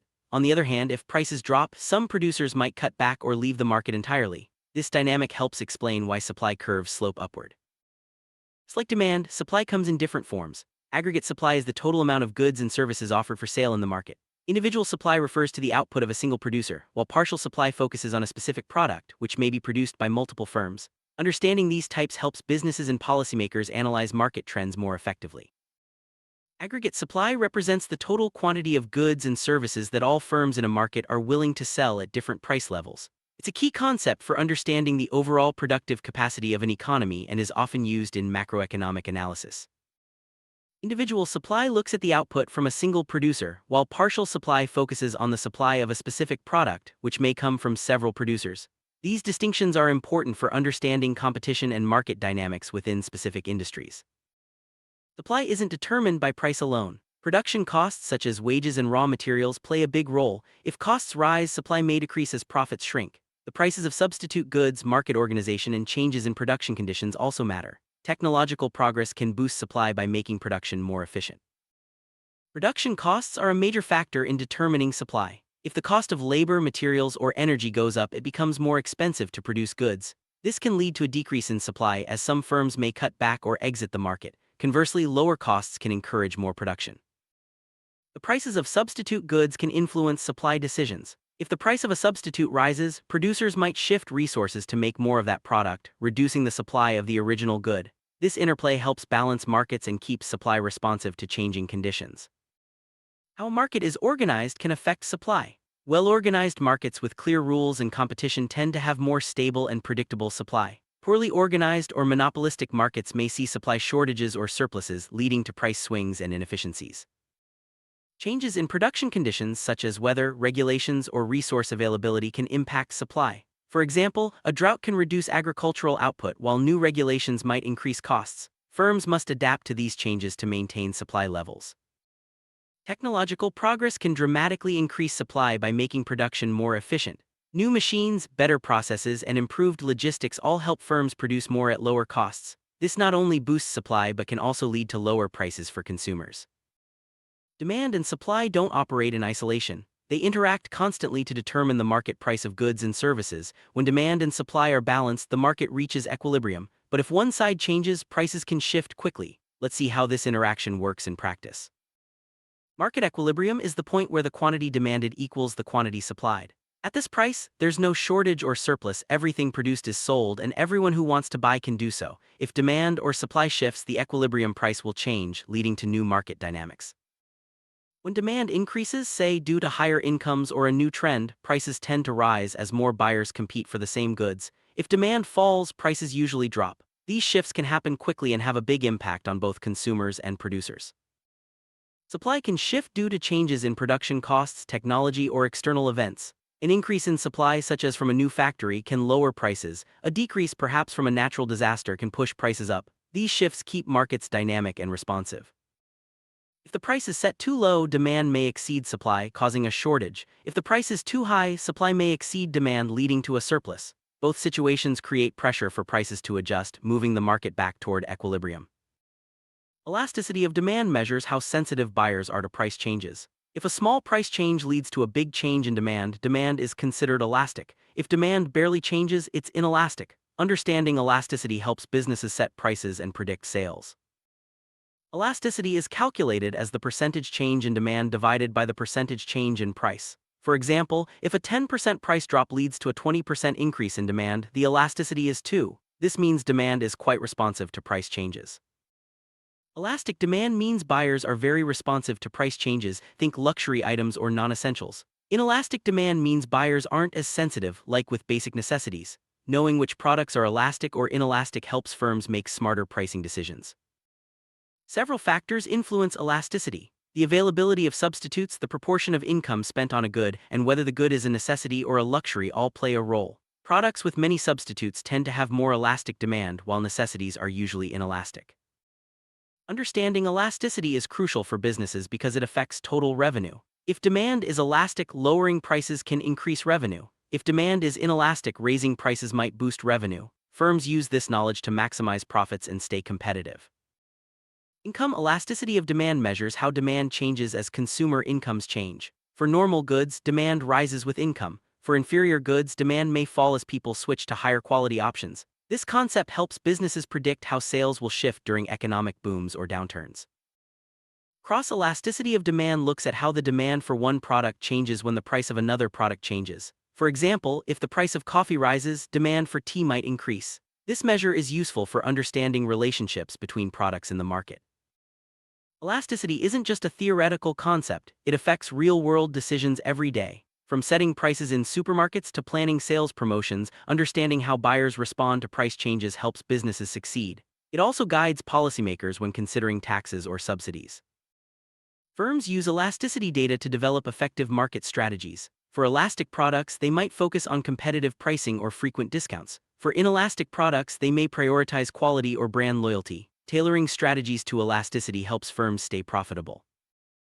Governments consider elasticity when designing taxes or subsidies. For example, taxing inelastic goods like cigarettes can raise revenue without greatly reducing consumption. Subsidizing elastic goods can boost demand and support industries. Elasticity helps policymakers predict the effects of their actions. Elasticity also affects consumer choices. When prices rise for elastic goods, buyers quickly switch to alternatives. For inelastic goods, they may have no choice but to pay more. Understanding this helps consumers make smarter decisions and manage their budgets. Businesses use elasticity to plan for the future. By forecasting how demand will change with prices or income, they can adjust production, manage inventory, and set long-term goals. This proactive approach helps firms stay competitive and profitable in changing markets. Innovation can change the elasticity of products. New features, improved quality, or better marketing can make a product more or less elastic. Firms that innovate successfully can create new demand and capture market share, even in competitive industries. In global markets, elasticity can vary widely between countries due to differences in income, culture, and competition. Firms operating internationally must adapt their pricing and marketing strategies to local conditions, using elasticity data to guide their decisions. Technology can make markets more elastic by increasing the availability of substitutes and making it easier for consumers to compare prices. Online shopping, for example, gives buyers more choices and information, making demand more responsive to price changes. Sum up: demand and supply are the fundamental forces that shape every market. They determine prices, guide business decisions, and influence our everyday lives. By understanding how these forces work and how elasticity fits into the picture, we can make smarter choices as consumers, business owners, and policymakers. Thanks for joining us on this journey through the basics of market price formation. Welcome. Today we're diving into the fascinating world of competition and its influence on how market prices are formed. Competition is a dynamic process where the interests of different market participants interact, each aiming to achieve the greatest possible economic advantage. Whether you're a consumer looking for the best deal or a producer striving to maximize profits, competition is at the heart of every market transaction. Let's start by exploring what competition really means and why it's so crucial for both buyers and sellers in any marketplace. The demand side, competition is all about consumers. Each buyer wants to purchase as much as possible at the lowest possible price. This type of competition becomes especially intense when goods or services are scarce. Imagine a popular concert with limited tickets, everyone rushes to buy, hoping to get the best deal before tickets run out. This scramble among buyers is a classic example of demand-side competition, where the scarcity of a product drives buyers to compete fiercely for access. The supply side, it's the producers who are in competition. Each producer aims to maximize profit, often by trying to outperform their competitors. This form of competition is most visible when there's an excess supply of goods or services. Producers may lower prices, improve quality, or offer better service to attract buyers. The goal is to stand out in a crowded market and secure a larger share of sales, even if it means squeezing profit margin. Competition in the market isn't one size fits all. There are different types, each with unique characteristics and effects on price formation. The two main categories are perfect competition and imperfect competition. Understanding these types helps us see why prices can vary so much from one market to another and why some markets are more efficient than others. Perfect competition is an idealized market structure where there are many buyers and sellers, and none is large enough to influence the market price. In this scenario, everyone is a price taker and goods are identical. While perfect competition is a useful theoretical model, it rarely exists in real life. Still, it helps economists understand how prices might behave in a highly competitive environment. Most real-world markets fall under imperfect competition. Here, some participants have enough power to influence prices. Imperfect competition comes in several forms, each with its own impact on how prices are set and how firms interact. Let's break down the main types: monopolistic competition, oligopoly, and pure monopoly. Monopolistic competition is characterized by a large number of producers, each offering slightly different products. Think of your favorite coffee shops, each has its own style, flavor, and atmosphere. Because of these differences, firms can influence prices to some extent. Consumers have choices, but each product is unique enough to give sellers some pricing power. Oligopoly exists when only a few large producers dominate the market. These firms are powerful enough to prevent new competitors from entering easily. They often prefer to produce smaller quantities at higher prices to maintain their market position. Examples include the airline or smartphone industries, where a handful of companies control most of the market. Pure monopoly occurs when a single producer controls the entire market for a particular product. The monopolist has absolute power to set prices and can charge much higher prices than would be possible in a competitive market. This situation is generally considered unhealthy for the economy, as it limits consumer choice and can lead to inefficiency. Governments often step in with antitrust measures to prevent or break up monopolies. Price competition is one of the most direct forms of rivalry among producers. Here, companies voluntarily lower their prices to attract more customers, weaken their competitors, or even drive them out of the market. This can lead to price wars where firms continuously undercut each other. While this benefits consumers in the short term, it can also squeeze profits and sometimes force weaker firms to exit the market. On-price competition focuses on attracting customers through means other than price. This includes advertising, product quality, customer service, and brand reputation. Companies may invest in innovation, unique packaging, or loyalty programs to stand out. Non-price competition is especially important in markets where lowering prices isn't sustainable or where products are highly differentiated. Competition is a powerful force in shaping market prices. When many firms compete, prices tend to be lower and closer to the cost of production. In contrast, less competition often means higher prices and greater profits for sellers. The balance between supply and demand, influenced by the level of competition, determines the final price consumers pay. For consumers, competition usually means more choices, better quality, and lower prices. When companies compete, they strive to offer the best value to attract buyers. This can lead to innovation, improved customer service, and a wider variety of products. Ultimately, a competitive market is good news for shoppers. Producers use a variety of strategies to stay ahead in a competitive market. These include lowering costs, improving efficiency, investing in research and development, and building strong brands. By constantly innovating and adapting, producers can maintain or grow their market share, even as rivals try to outdo them. Barriers to entry are obstacles that make it difficult for new firms to enter a market. High startup costs, strict regulations, or strong brand loyalty can all serve as barriers. In markets with high barriers, existing firms face less competition and can maintain higher prices. In contrast, low barriers encourage more entrants and greater competition. Innovation is a key driver of competition. Companies that develop new products or improve existing ones can gain a competitive edge. This pushes other firms to innovate as well, leading to better products and services for consumers. In the long run, innovation helps keep markets dynamic and prices reasonable. Governments play an important role in maintaining healthy competition. Through antitrust laws and regulations, they prevent monopolies and promote fair competition. These measures protect consumers from unfair pricing and ensure that markets remain open to new entrants. Antitrust measures are specific laws and actions designed to limit the power of monopolies and promote competition. These can include breaking up large companies, blocking mergers, or imposing fines for anti-competitive behavior. The goal is to ensure that no single firm can dominate the market and set prices unfairly.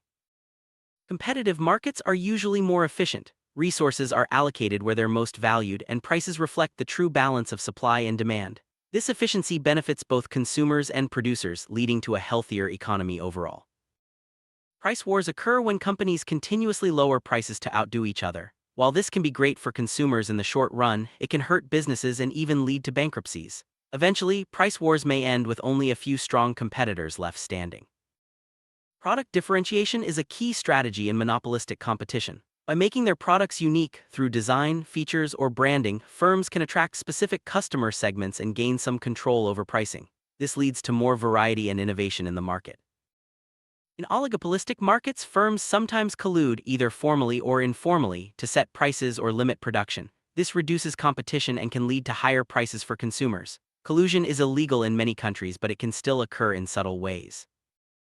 Market power refers to the ability of a firm or group of firms to influence prices and output levels. In perfect competition, no one has market power. But in monopolies and oligopolies, firms can use their power to set prices above competitive levels, affecting both consumers and competitors. Consumer surplus is the difference between what consumers are willing to pay and what they actually pay. In competitive markets, consumer surplus tends to be higher because prices are lower. When competition is limited, consumer surplus shrinks as prices rise. Producer surplus is the difference between the price at which producers are willing to sell and the price they actually receive. In less competitive markets, producer surplus can be higher because firms can charge more. In highly competitive markets, producer surplus is squeezed as prices drop. Markets are constantly changing, and so is competition. New technologies, shifting consumer preferences, and global trends all influence how firms compete. Dynamic competition keeps markets vibrant and ensures that prices reflect current realities. In a monopoly, the single producer sets the price, often much higher than in competitive markets. The monopolist aims to maximize profit, sometimes at the expense of consumers. This lack of competition can lead to inefficiency and reduced consumer welfare. When markets fail to be competitive, governments may intervene. This can include regulating prices, breaking up monopolies, or supporting new entrants. The goal is to restore competition and protect consumers from unfair practices. Prices act as signals in the market, guiding both buyers and sellers. When competition is strong, prices quickly adjust to changes in supply and demand. In less competitive markets, prices may be slow to change, leading to inefficiencies. The ease with which firms can enter or exit a market affects competition. In markets with low barriers, new firms can quickly join, increasing competition and driving prices down. High barriers protect existing firms and can keep prices higher. Competition expands consumer choice. When many firms vie for customers, shoppers have more options to choose from. This variety encourages firms to improve their offerings and keeps prices competitive. Brand loyalty can reduce competition by making it harder for new firms to attract customers. When consumers stick to familiar brands, even if alternatives are available, it gives established firms more pricing power. Advertising is a major tool in non-price competition. Through creative campaigns, firms can build brand awareness, highlight product features, and persuade consumers to choose their products over others. Effective advertising can shift demand and influence market prices. Excellent customer service is another way firms compete without lowering prices. By offering support, warranties, and personalized experiences, companies can attract and retain customers, even if their prices are slightly higher. Improving product quality is a key aspect of non-price competition. Firms invest in better materials, advanced technology, and quality control to differentiate their products. Higher quality can justify higher prices and build customer loyalty. Markets are dynamic, constantly evolving as new competitors enter and old ones exit. This ongoing change keeps firms on their toes and ensures that prices and products reflect current consumer needs and technological advances. Globalization has increased competition by allowing firms from around the world to enter new markets. This global competition puts pressure on local firms to improve efficiency, lower prices, and innovate to stay competitive. The rise of digital markets has transformed competition. Online platforms make it easier for new firms to reach customers, compare prices, and offer innovative products. Digital competition is fast-paced and often leads to rapid changes in prices and market shares. With more information and choices, consumers are more empowered than ever. They can compare prices, read reviews, and switch brands easily. This forces firms to compete harder, leading to better deals and improved products. Innovation often happens in cycles. When one firm introduces a breakthrough, others rush to catch up or surpass it. This cycle of innovation keeps markets lively and ensures that consumers benefit from the latest advancements.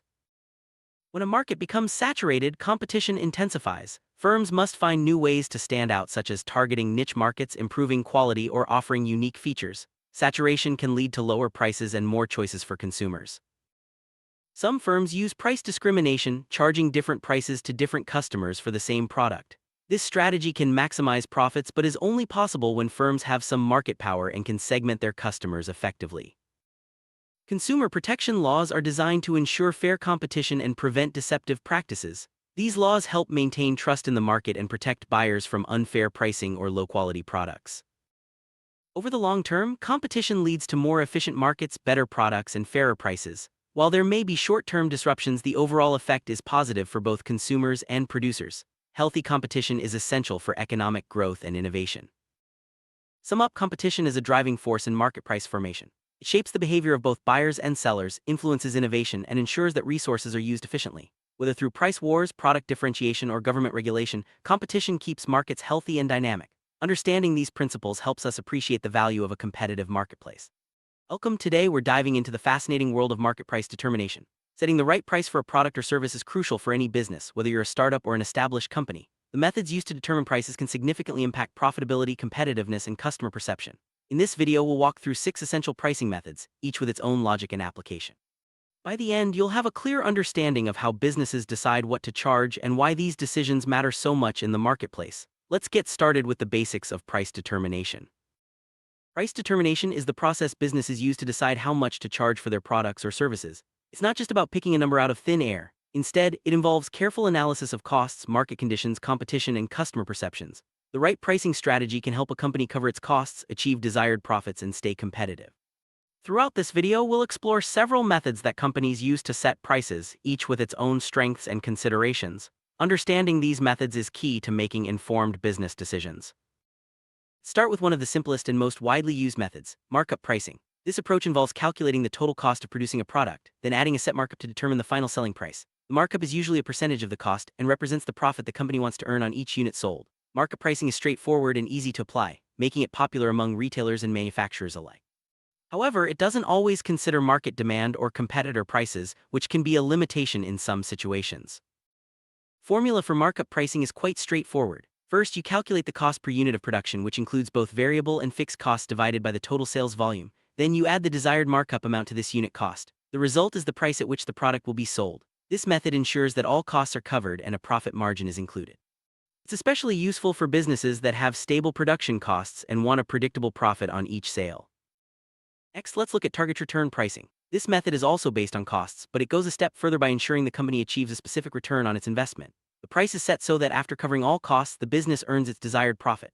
This approach is especially common in industries where large investments are made and companies need to guarantee a certain level of profitability. It requires careful estimation of sales volume and production costs to ensure the target return is realistic and achievable. Formula for target return pricing starts with the unit cost, just like markup pricing. Then it adds an amount calculated by multiplying the desired return by the invested capital, divided by the expected sales in units. This ensures that the price not only covers costs but also delivers the targeted profit. It's a method that aligns pricing with business goals, especially when investors or stakeholders expect a certain return on their capital. Key part of target return pricing is accurately estimating both sales volume and production costs. If sales fall short or costs rise unexpectedly, the company might not achieve its desired return. That's why businesses often calculate the break-even point, the sales volume at which total revenue equals total costs. Knowing this helps managers understand the minimum performance needed to avoid losses and meet financial targets. Find the break-even point, you add the unit cost to fixed costs, then divide by the difference between the price and variable costs. This calculation tells you how many units must be sold to cover all expenses. It's a vital tool for managers, helping them set realistic sales targets and make informed pricing decisions. Understanding the break-even point can also guide decisions about scaling production or adjusting prices if market conditions change. Moving on, perceived value pricing shifts the focus from cost to customers. Here, the key factor is how much value the customer believes the product offers, not how much it costs to make. Companies using this method invest in understanding customer needs, preferences, and willingness to pay. They might conduct market research, analyze competitors, and develop unique selling points to justify a higher price. This approach is common in industries where branding and customer experience play a big role.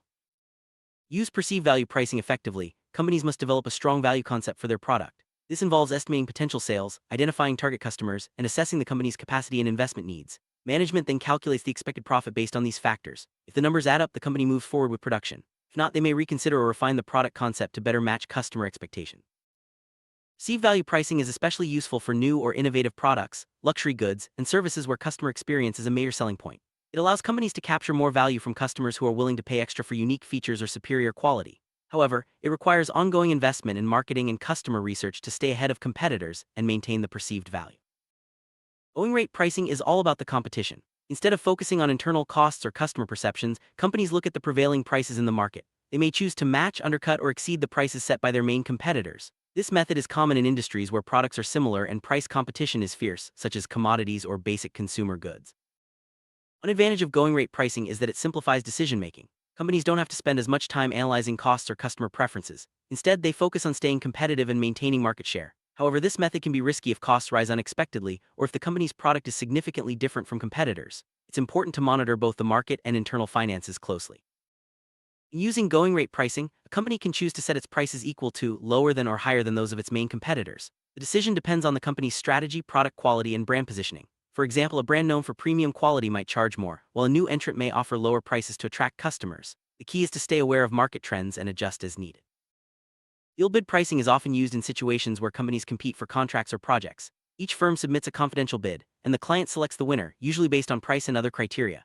To succeed, companies must estimate what competitors are likely to bid and set their own price accordingly. The goal is to win the contract while still making a profit, which requires careful analysis and sometimes a bit of risk-taking. Sealed bid pricing, companies must consider both the potential profit and the probability of winning the contract. The expected profit is calculated by multiplying the potential profit by the likelihood of success at a given bid. This approach helps companies avoid bidding too low, which could lead to losses, or too high, which might result in losing the contract altogether. It's a delicate balance that requires experience and market insight. One of the main risks in sealed bid pricing is offering a price lower than your actual costs. While this might win the contract, it can weaken your financial position and hurt your business in the long run. That's why it's crucial to know your costs and set a minimum acceptable price. Companies must also consider the strategic value of winning certain contracts, even if the immediate profit is small. Value pricing is a strategy where companies offer high-quality products at relatively low prices. The goal is to provide exceptional value to customers, which can help build loyalty and increase market share. This method is often used by companies looking to disrupt established markets or appeal to price-sensitive customers without sacrificing quality. Successful value pricing strategy requires a deep understanding of what customers value most. Companies must balance cost control with quality, ensuring that the product meets or exceeds customer expectations. Effective communication of the product's value is also essential, as customers need to recognize the benefits they're getting for the price. This approach can be challenging but highly rewarding when executed well. Value pricing works best in markets where customers are sensitive to price but still demand quality. It's often used by companies entering new markets or trying to win over customers from established competitors. By offering more for less, businesses can quickly gain a loyal following and set themselves apart from the competition. Each pricing method has its own advantages and challenges. Markup and target return pricing are cost-based, making them straightforward but sometimes less responsive to market changes. Perceived value and value pricing focus on the customer, requiring more research and marketing effort. Going rate and sealed bid pricing are driven by competition, which can be both an advantage and a risk. The best approach depends on your business goals, market conditions, and resources. Selecting the right pricing method isn't always easy. Businesses must consider their cost structure, market position, customer base, and competitive landscape. Sometimes a combination of methods works best. For example, a company might use markup pricing for standard products but switch to perceived value pricing for premium offerings. Flexibility and ongoing analysis are key to long-term success. No matter which pricing method you choose, understanding your costs is fundamental. Accurate cost analysis ensures that prices cover expenses and generate profit. It also helps identify opportunities for cost reduction, which can improve competitiveness. Regularly reviewing costs and updating pricing strategies is essential in a dynamic market environment. Market research plays a vital role in pricing decisions, especially for perceived value and value pricing. By understanding customer preferences, competitor actions, and market trends, companies can set prices that maximize sales and profits. Ongoing research helps businesses adapt to changes and stay ahead of the competition. Markets are constantly evolving, and pricing strategies must evolve too. Factors like new competitors, changing customer preferences, and economic shifts can all impact what customers are willing to pay. Businesses that regularly review and adjust their pricing are more likely to stay competitive and profitable in the long run. Pricing is a powerful tool for brand positioning. Premium prices can signal high quality and exclusivity, while lower prices may attract budget-conscious customers. The chosen pricing method should align with the company's overall brand strategy and market positioning. Consistency in pricing and messaging helps build trust and loyalty among customers.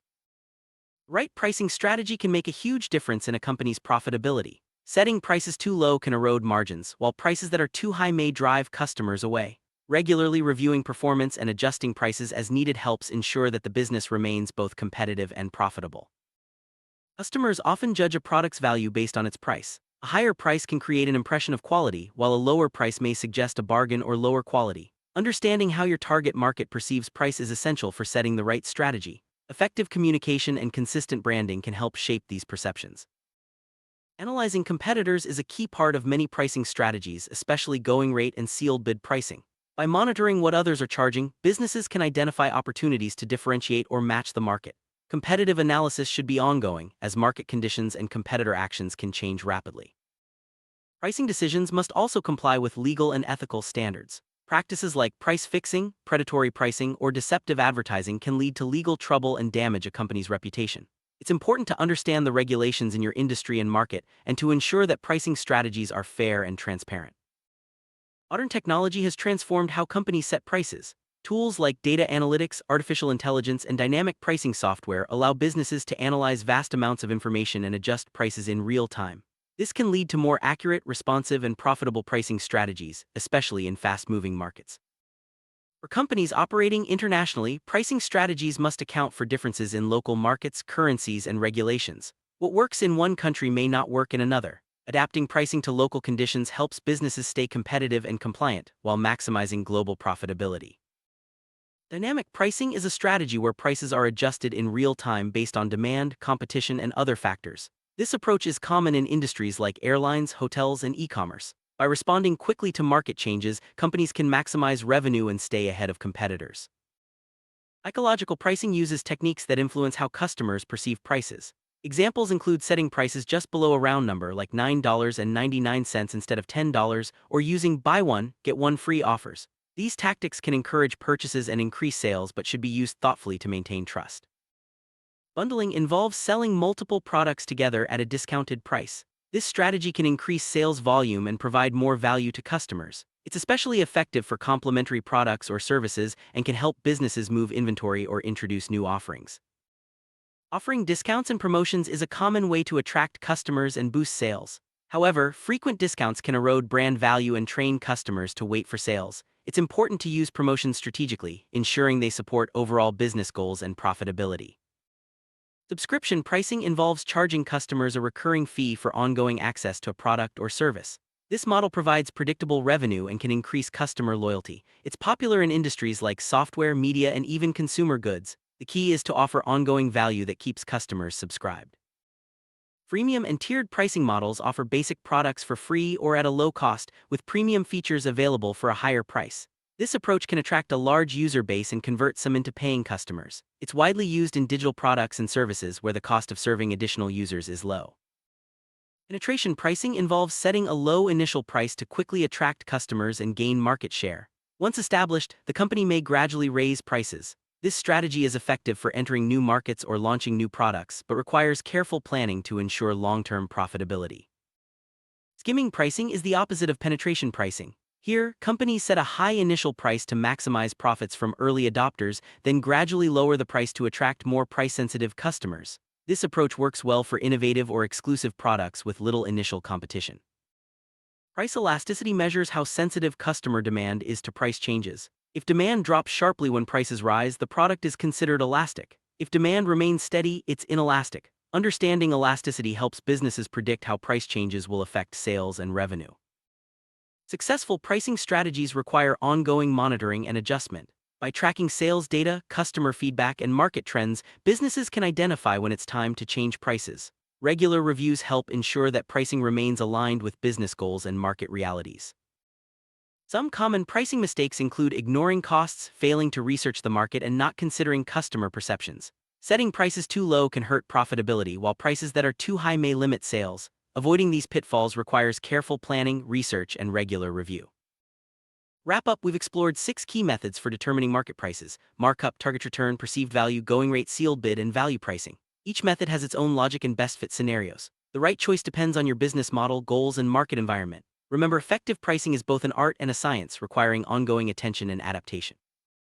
Thank you for joining us on this journey through the world of pricing strategies. Whether you're a business owner, manager, or student, understanding these methods can help you make smarter decisions and achieve better results. Keep learning, stay curious, and remember that the right price can make all the difference in your business success. Every company dreams of launching a product that not only succeeds, but also remains profitable for as long as possible. But what determines how long a product stays relevant in the market? The answer lies in understanding the product lifecycle. This concept breaks down a product's journey into distinct phases, each with its own challenges and opportunities. In this video, we'll explore how prices and strategies shift as a product moves from its initial launch to its eventual decline. By the end, you'll see why timing and adaptability are crucial for business success.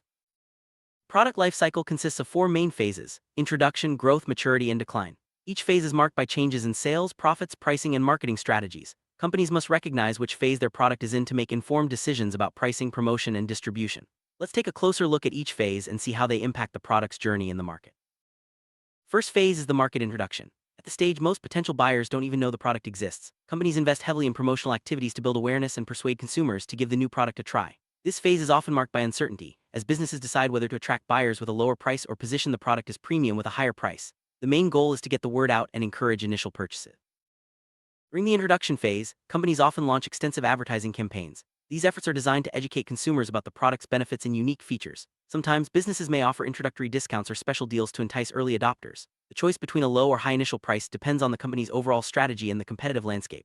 The focus remains on building brand recognition and generating buzz. Setting the right price during the introduction phase is critical. Some companies choose a low price to quickly attract customers and gain market share. Others may opt for a high price to position the product as exclusive or to recover development costs faster. The pricing decision can influence how the market perceives the product and how quickly it gains traction.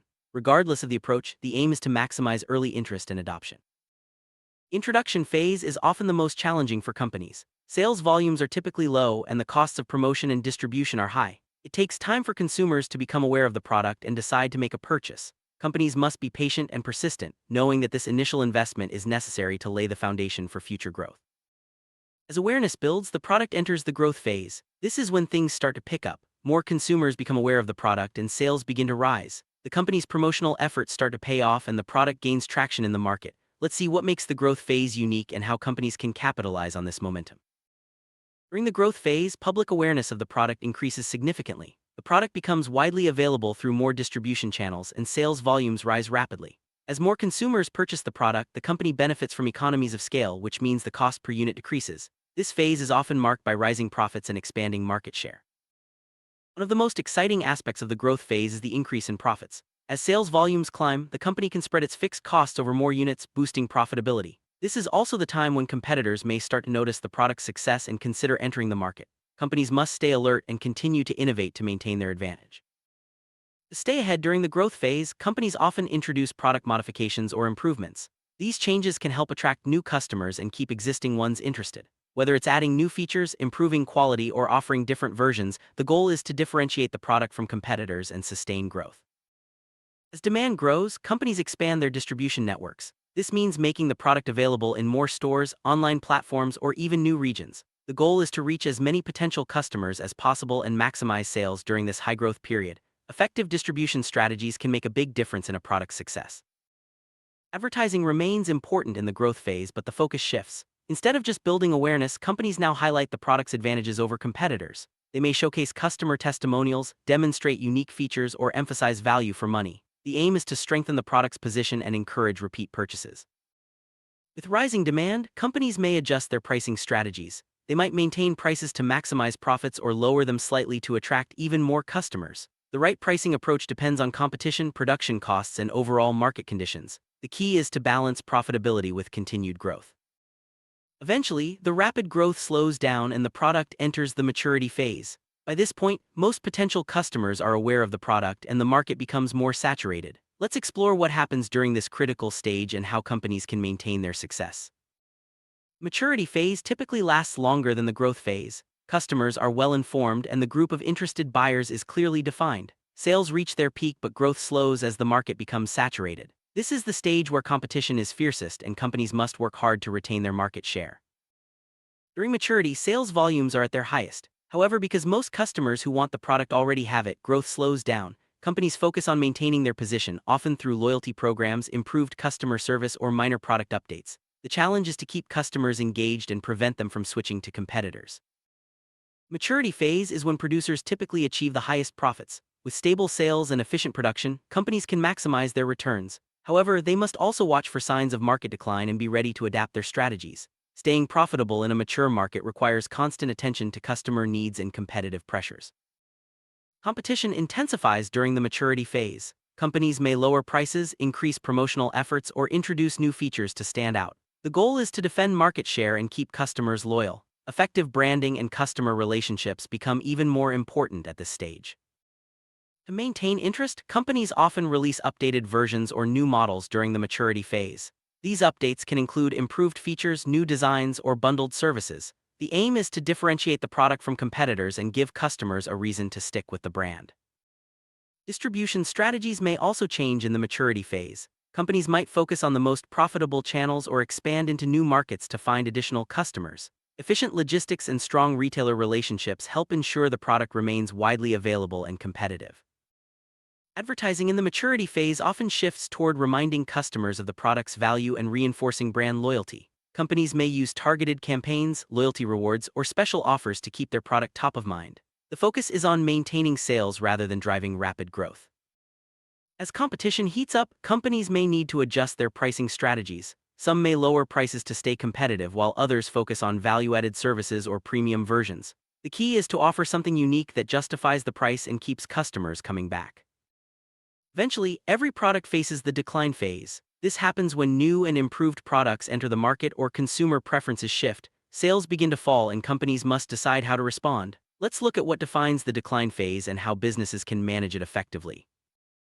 Decline phase is marked by falling sales and shrinking profits. This can be due to technological advances, changing consumer tastes, or the arrival of better alternatives. Companies must carefully monitor sales trends and costs to determine the best course of action.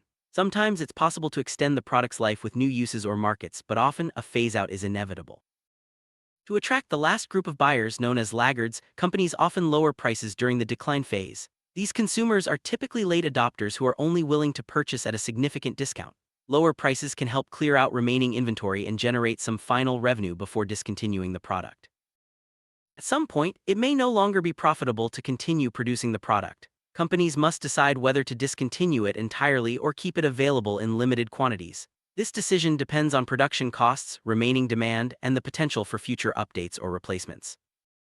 Managing the decline phase requires careful planning. Companies may choose to focus on their most loyal customers, offer special deals, or shift resources to newer products. The goal is to minimize losses and make the most of any remaining opportunities before the product exits the market.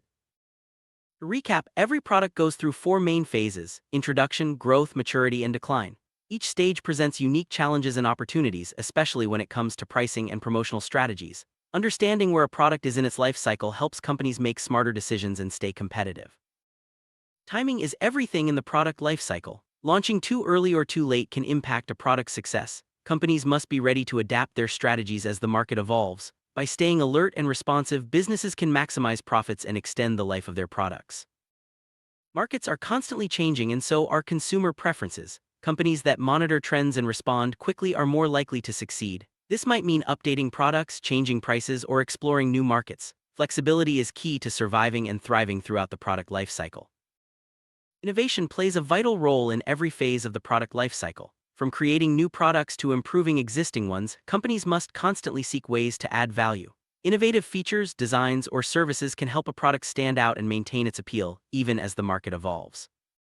Listening to customer feedback is essential at every stage. Early feedback can guide improvements, while ongoing input helps companies adapt to changing needs. Engaged customers are more likely to become loyal supporters and recommend the product to others, fueling growth and long-term success. Product lifecycle is a fundamental concept in marketing and business strategy. It describes the stages a product goes through, from its initial launch to its eventual decline. Understanding this cycle helps companies plan for each phase, allocate resources wisely, and make informed decisions about pricing, promotion, and product development. Introduction phase is the first stage of the product lifecycle. It's characterized by low sales, high promotional costs, and the challenge of building awareness.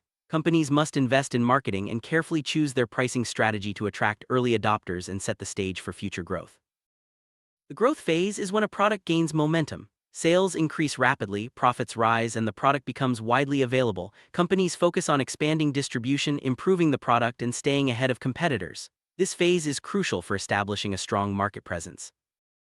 The maturity phase is the longest stage of the product lifecycle. Sales peak, the market becomes saturated, and competition is intense. Companies must focus on retaining customers, maximizing profits, and differentiating their product to stay relevant in a crowded market. The decline phase marks the end of the product's journey. Sales and profits fall as new products or technologies take over. Companies must decide whether to lower prices, find new markets, or discontinue the product. Managing this phase well can help minimize losses and free up resources for new opportunities. Pricing strategies are crucial throughout the product lifecycle. From setting an attractive launch price to adjusting for competition and market changes, companies must be flexible. The right pricing approach can drive sales, maximize profits, and extend the product's life in the market. Promotional strategies evolve as the product moves through its life cycle. Early on, the focus is on building awareness. Later, companies emphasize differentiation and customer loyalty. Effective promotion helps maintain interest and drive sales at every stage. Distribution strategies are key to reaching customers at every stage. In the early phases, companies focus on building channels. As the product matures, they optimize distribution for efficiency and reach. In decline, they may scale back to the most profitable outlets. Product modifications are essential for staying competitive. By adding new features, improving quality, or offering variations, companies can attract new customers and keep existing ones engaged. Continuous improvement is a hallmark of successful products. Market saturation occurs when most potential customers already own the product. Growth slows and competition intensifies. Companies must focus on differentiation, customer retention, and finding new uses or markets to sustain sales. Laggards are the last group of consumers to buy a product, typically during the decline phase. They are often price-sensitive and wait for significant discounts before making a purchase. Understanding this group helps companies manage inventory and pricing as the product nears the end of its life cycle. Product discontinuation is the process of ending production and sales of a product. This decision is usually made when sales are too low to justify continued investment. Companies must plan carefully to minimize losses and transition customers to newer offerings. Mastering the product lifecycle is essential for any business aiming for long-term success. By understanding each phase and adapting strategies accordingly, companies can maximize profits, extend product longevity, and stay ahead of the competition. Whether you're launching a new product or managing a mature one, the principles of the product lifecycle provide a roadmap for smart decision-making and sustainable growth. Welcome. Today we're diving into the world of pricing strategy, a crucial element for any business aiming for long-term success. Pricing strategy isn't just about setting numbers. It's a comprehensive approach involving measures, guidelines, and rules that help a company achieve its strategic goals. Whether you're a business owner, marketer, or just curious about how companies make pricing decisions, understanding the essence of pricing strategy is essential. In this video, we'll explore its core characteristics, key functions, and how it's applied in real-world scenarios. Let's start by defining what a pricing strategy truly is and why it matters for sustainable business growth. Pricing strategy represents a set of measures, guidelines, procedures, and rules designed to guide interventions in the area of prices. The ultimate aim is to align pricing decisions with the company's long-term strategic goals. This means pricing isn't just a short-term tactic, it's a thoughtful, knowledge-driven process that requires careful planning and consideration. By understanding the essence of pricing strategy, businesses can make informed decisions that support their broader objectives, ensuring both profitability and market relevance over time. Let's look at the main characteristics that define a modern pricing strategy. First, companies are increasingly using new pricing methods, involving top management and even loyal customers in the process. They're also gathering feedback from various population groups to understand how new products might be received. Importantly, there's a shift away from simply setting prices to hit a projected profit, and instead, companies are developing long-term market activity programs. Finally, businesses are moving away from just tracking competitors' price levels, focusing more on their own strategic positioning. A standout feature of effective pricing strategies is the active involvement of a company's top personnel. Senior leaders bring a wealth of experience and a strategic perspective that's essential for making impactful pricing decisions. Their participation ensures that pricing aligns with the overall vision and mission of the company. By including top management in the process, businesses can better anticipate market shifts and respond proactively rather than reactively to changes in the competitive landscape. Modern pricing strategies increasingly rely on feedback from loyal customers and diverse population groups. By gathering opinions on new goods, companies gain valuable insights into consumer preferences and market trends. This approach helps businesses tailor their pricing to better meet customer expectations, fostering loyalty and enhancing brand reputation. Listening to the market isn't just about collecting data, it's about building relationships and ensuring that pricing decisions resonate with real-world needs. Additionally, many companies set prices with the sole aim of achieving a projected profit mass. However, today's strategic pricing moves beyond this narrow focus. Instead of just chasing short-term profits, businesses are considering broader objectives, like market share, customer loyalty, and long-term growth. This shift allows companies to be more flexible and responsive, adapting their pricing to changing market conditions and consumer behavior. Developing a long-term program of market activity is another hallmark of a robust pricing strategy. Rather than making ad hoc pricing decisions, companies are now crafting comprehensive plans that guide their actions over months or even years. This approach ensures consistency, builds trust with customers, and supports sustainable business growth. By thinking long-term, companies can better navigate market fluctuations and stay ahead of competitors.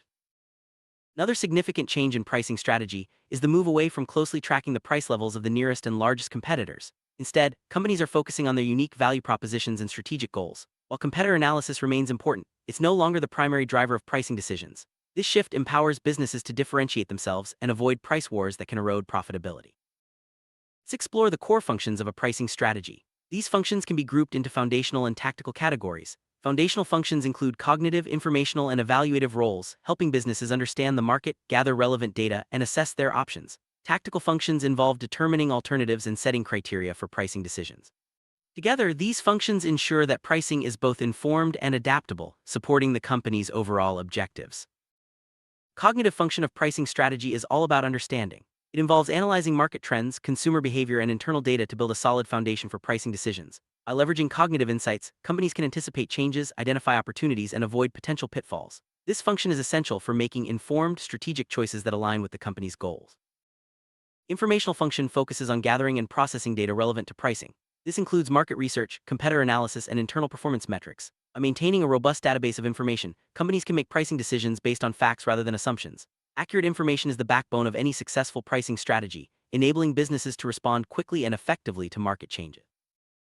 Evaluative function is about assessing different pricing options and their potential impact. This involves weighing the pros and cons of various strategies, considering both short-term and long-term effects. By systematically evaluating alternatives, companies can choose the pricing approach that best supports their objectives and market position.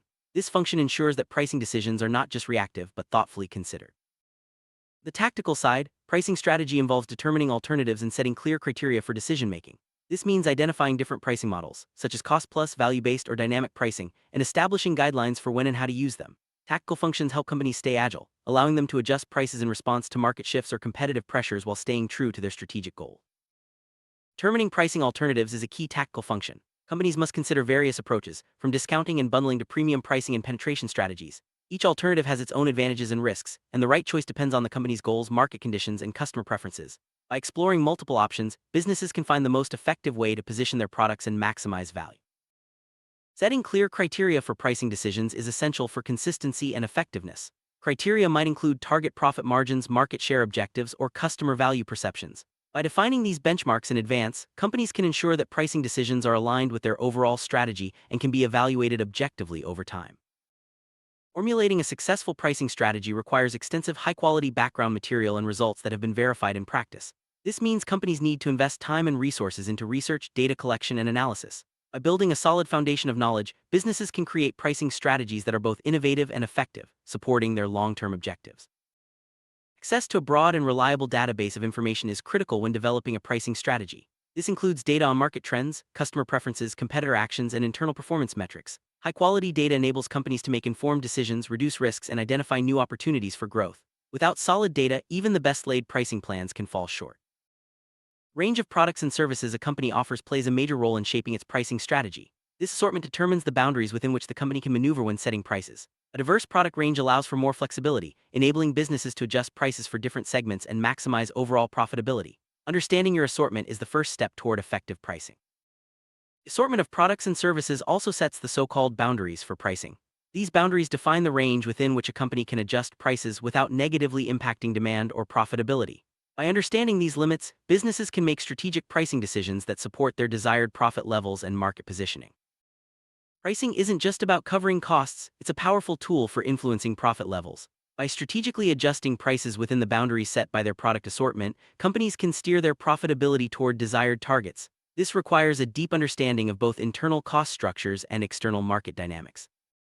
Scope and nature of consumer demand are crucial factors in pricing strategy. The relationship between demand volume and the price of a specific product directly impacts pricing policy. By analyzing demand data, companies can identify price points that maximize sales without sacrificing profitability.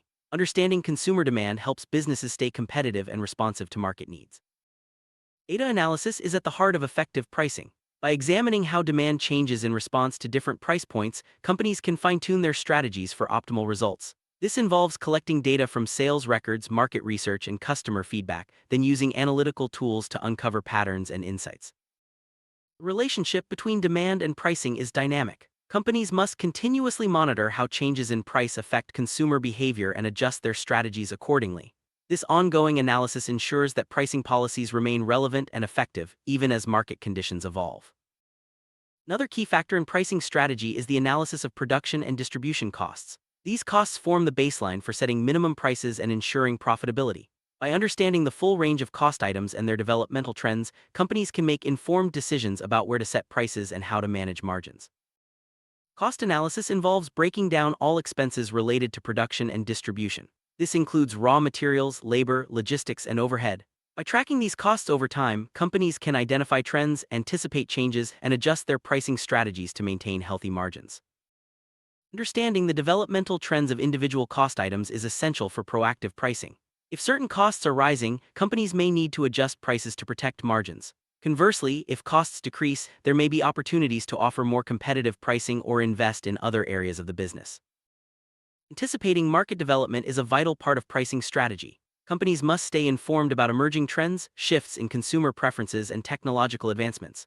By forecasting how the market will evolve, businesses can position their products and pricing to take advantage of new opportunities and mitigate potential risks. Competitive influences play a significant role in pricing decisions. Companies must monitor their competitors' actions, anticipate likely moves, and be prepared to respond quickly. However, as we discussed earlier, the focus is shifting from simply matching competitor prices to understanding their strategies and differentiating your own offerings. When competitors change their prices or launch new products, companies must decide how to respond. This might involve adjusting prices, enhancing value, or launching new marketing campaigns. The key is to remain agile and focused on your own strategic objectives, rather than simply reacting to every move competitors make. Understanding how the market will immediately react to a product's price is crucial. Companies must anticipate not only competitor responses but also how customers will perceive and respond to new pricing. This requires a combination of data analysis, market research, and experience. Experience plays a vital role in successful pricing strategy. While data and analysis are important, seasoned professionals bring intuition and practical knowledge that can't always be quantified. Combining experience with data-driven insights leads to more balanced and effective pricing decisions. Pricing strategy isn't static. Companies must continuously review and refine their approaches based on new data, market changes, and internal performance. This ongoing process ensures that pricing remains aligned with business goals and responsive to external pressures. Establishing feedback loops is essential for effective pricing. By regularly collecting and analyzing feedback from customers, sales teams, and market data, companies can identify what's working and where adjustments are needed. This iterative process helps businesses stay agile and competitive. Every pricing decision should be aligned with the company's broader strategic goals. Whether the aim is to increase market share, maximize profits, or build brand loyalty, pricing must support these objectives. Clear alignment ensures consistency and helps measure the effectiveness of pricing strategies over time. Pricing strategy doesn't exist in a vacuum. It must be integrated with marketing, sales, and overall business strategy. By coordinating pricing with promotional activities, product launches, and customer engagement efforts, companies can create a cohesive approach that maximizes impact. Effective pricing strategies require collaboration across departments. Finance, marketing, sales, and operations all play a role in shaping and executing pricing decisions. By fostering cross-functional teamwork, companies can ensure that all perspectives are considered and that pricing strategies are practical and achievable. Technology is transforming how companies approach pricing. Advanced analytics, artificial intelligence, and automation tools enable businesses to process vast amounts of data, identify trends, and make real-time pricing adjustments. Embracing technology can give companies a significant competitive edge in today's fast-paced markets. Data-driven decision-making is at the core of modern pricing strategies. By leveraging data from multiple sources, sales, customer feedback, market research, companies can make more accurate and effective pricing decisions. This approach reduces guesswork and increases the likelihood of achieving desired outcomes. Managing risk is a critical aspect of pricing strategy. Companies must anticipate potential challenges such as market volatility, cost fluctuations, or regulatory changes and build flexibility into their pricing models. By preparing for uncertainty, businesses can protect their margins and maintain stability. Ethics play an important role in pricing strategy. Companies must ensure that their pricing practices are fair, transparent, and compliant with regulations. Ethical pricing builds trust with customers and protects the company's reputation, laying the foundation for long-term success.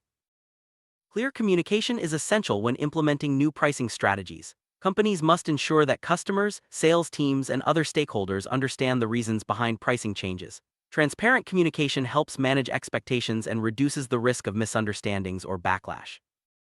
Providing training and support to employees is crucial for successful pricing strategy implementation. Sales teams, in particular, need to understand the rationale behind pricing decisions and how to communicate value to customers. Ongoing support ensures that everyone is aligned and equipped to execute the strategy effectively. To ensure that pricing strategies are effective, companies must establish clear metrics and regularly measure performance. This might include tracking sales volume, profit margins, market share, or customer satisfaction. By monitoring results, businesses can identify areas for improvement and make data-driven adjustments. Business environment is constantly evolving, and pricing strategies must adapt accordingly. Whether it's a new competitor, changing consumer preferences, or economic shifts, companies need to stay agile and responsive. Regularly reviewing and updating pricing strategies ensures continued relevance and competitiveness. Summary: mastering pricing strategy involves much more than setting numbers. It's a dynamic, multifaceted process that requires deep understanding, quality data, cross-functional collaboration, and ongoing adaptation. By focusing on the essence, functions, and practical application of pricing strategy, companies can achieve their long-term goals and thrive in competitive markets. Thanks for joining us on this journey through the world of pricing strategy.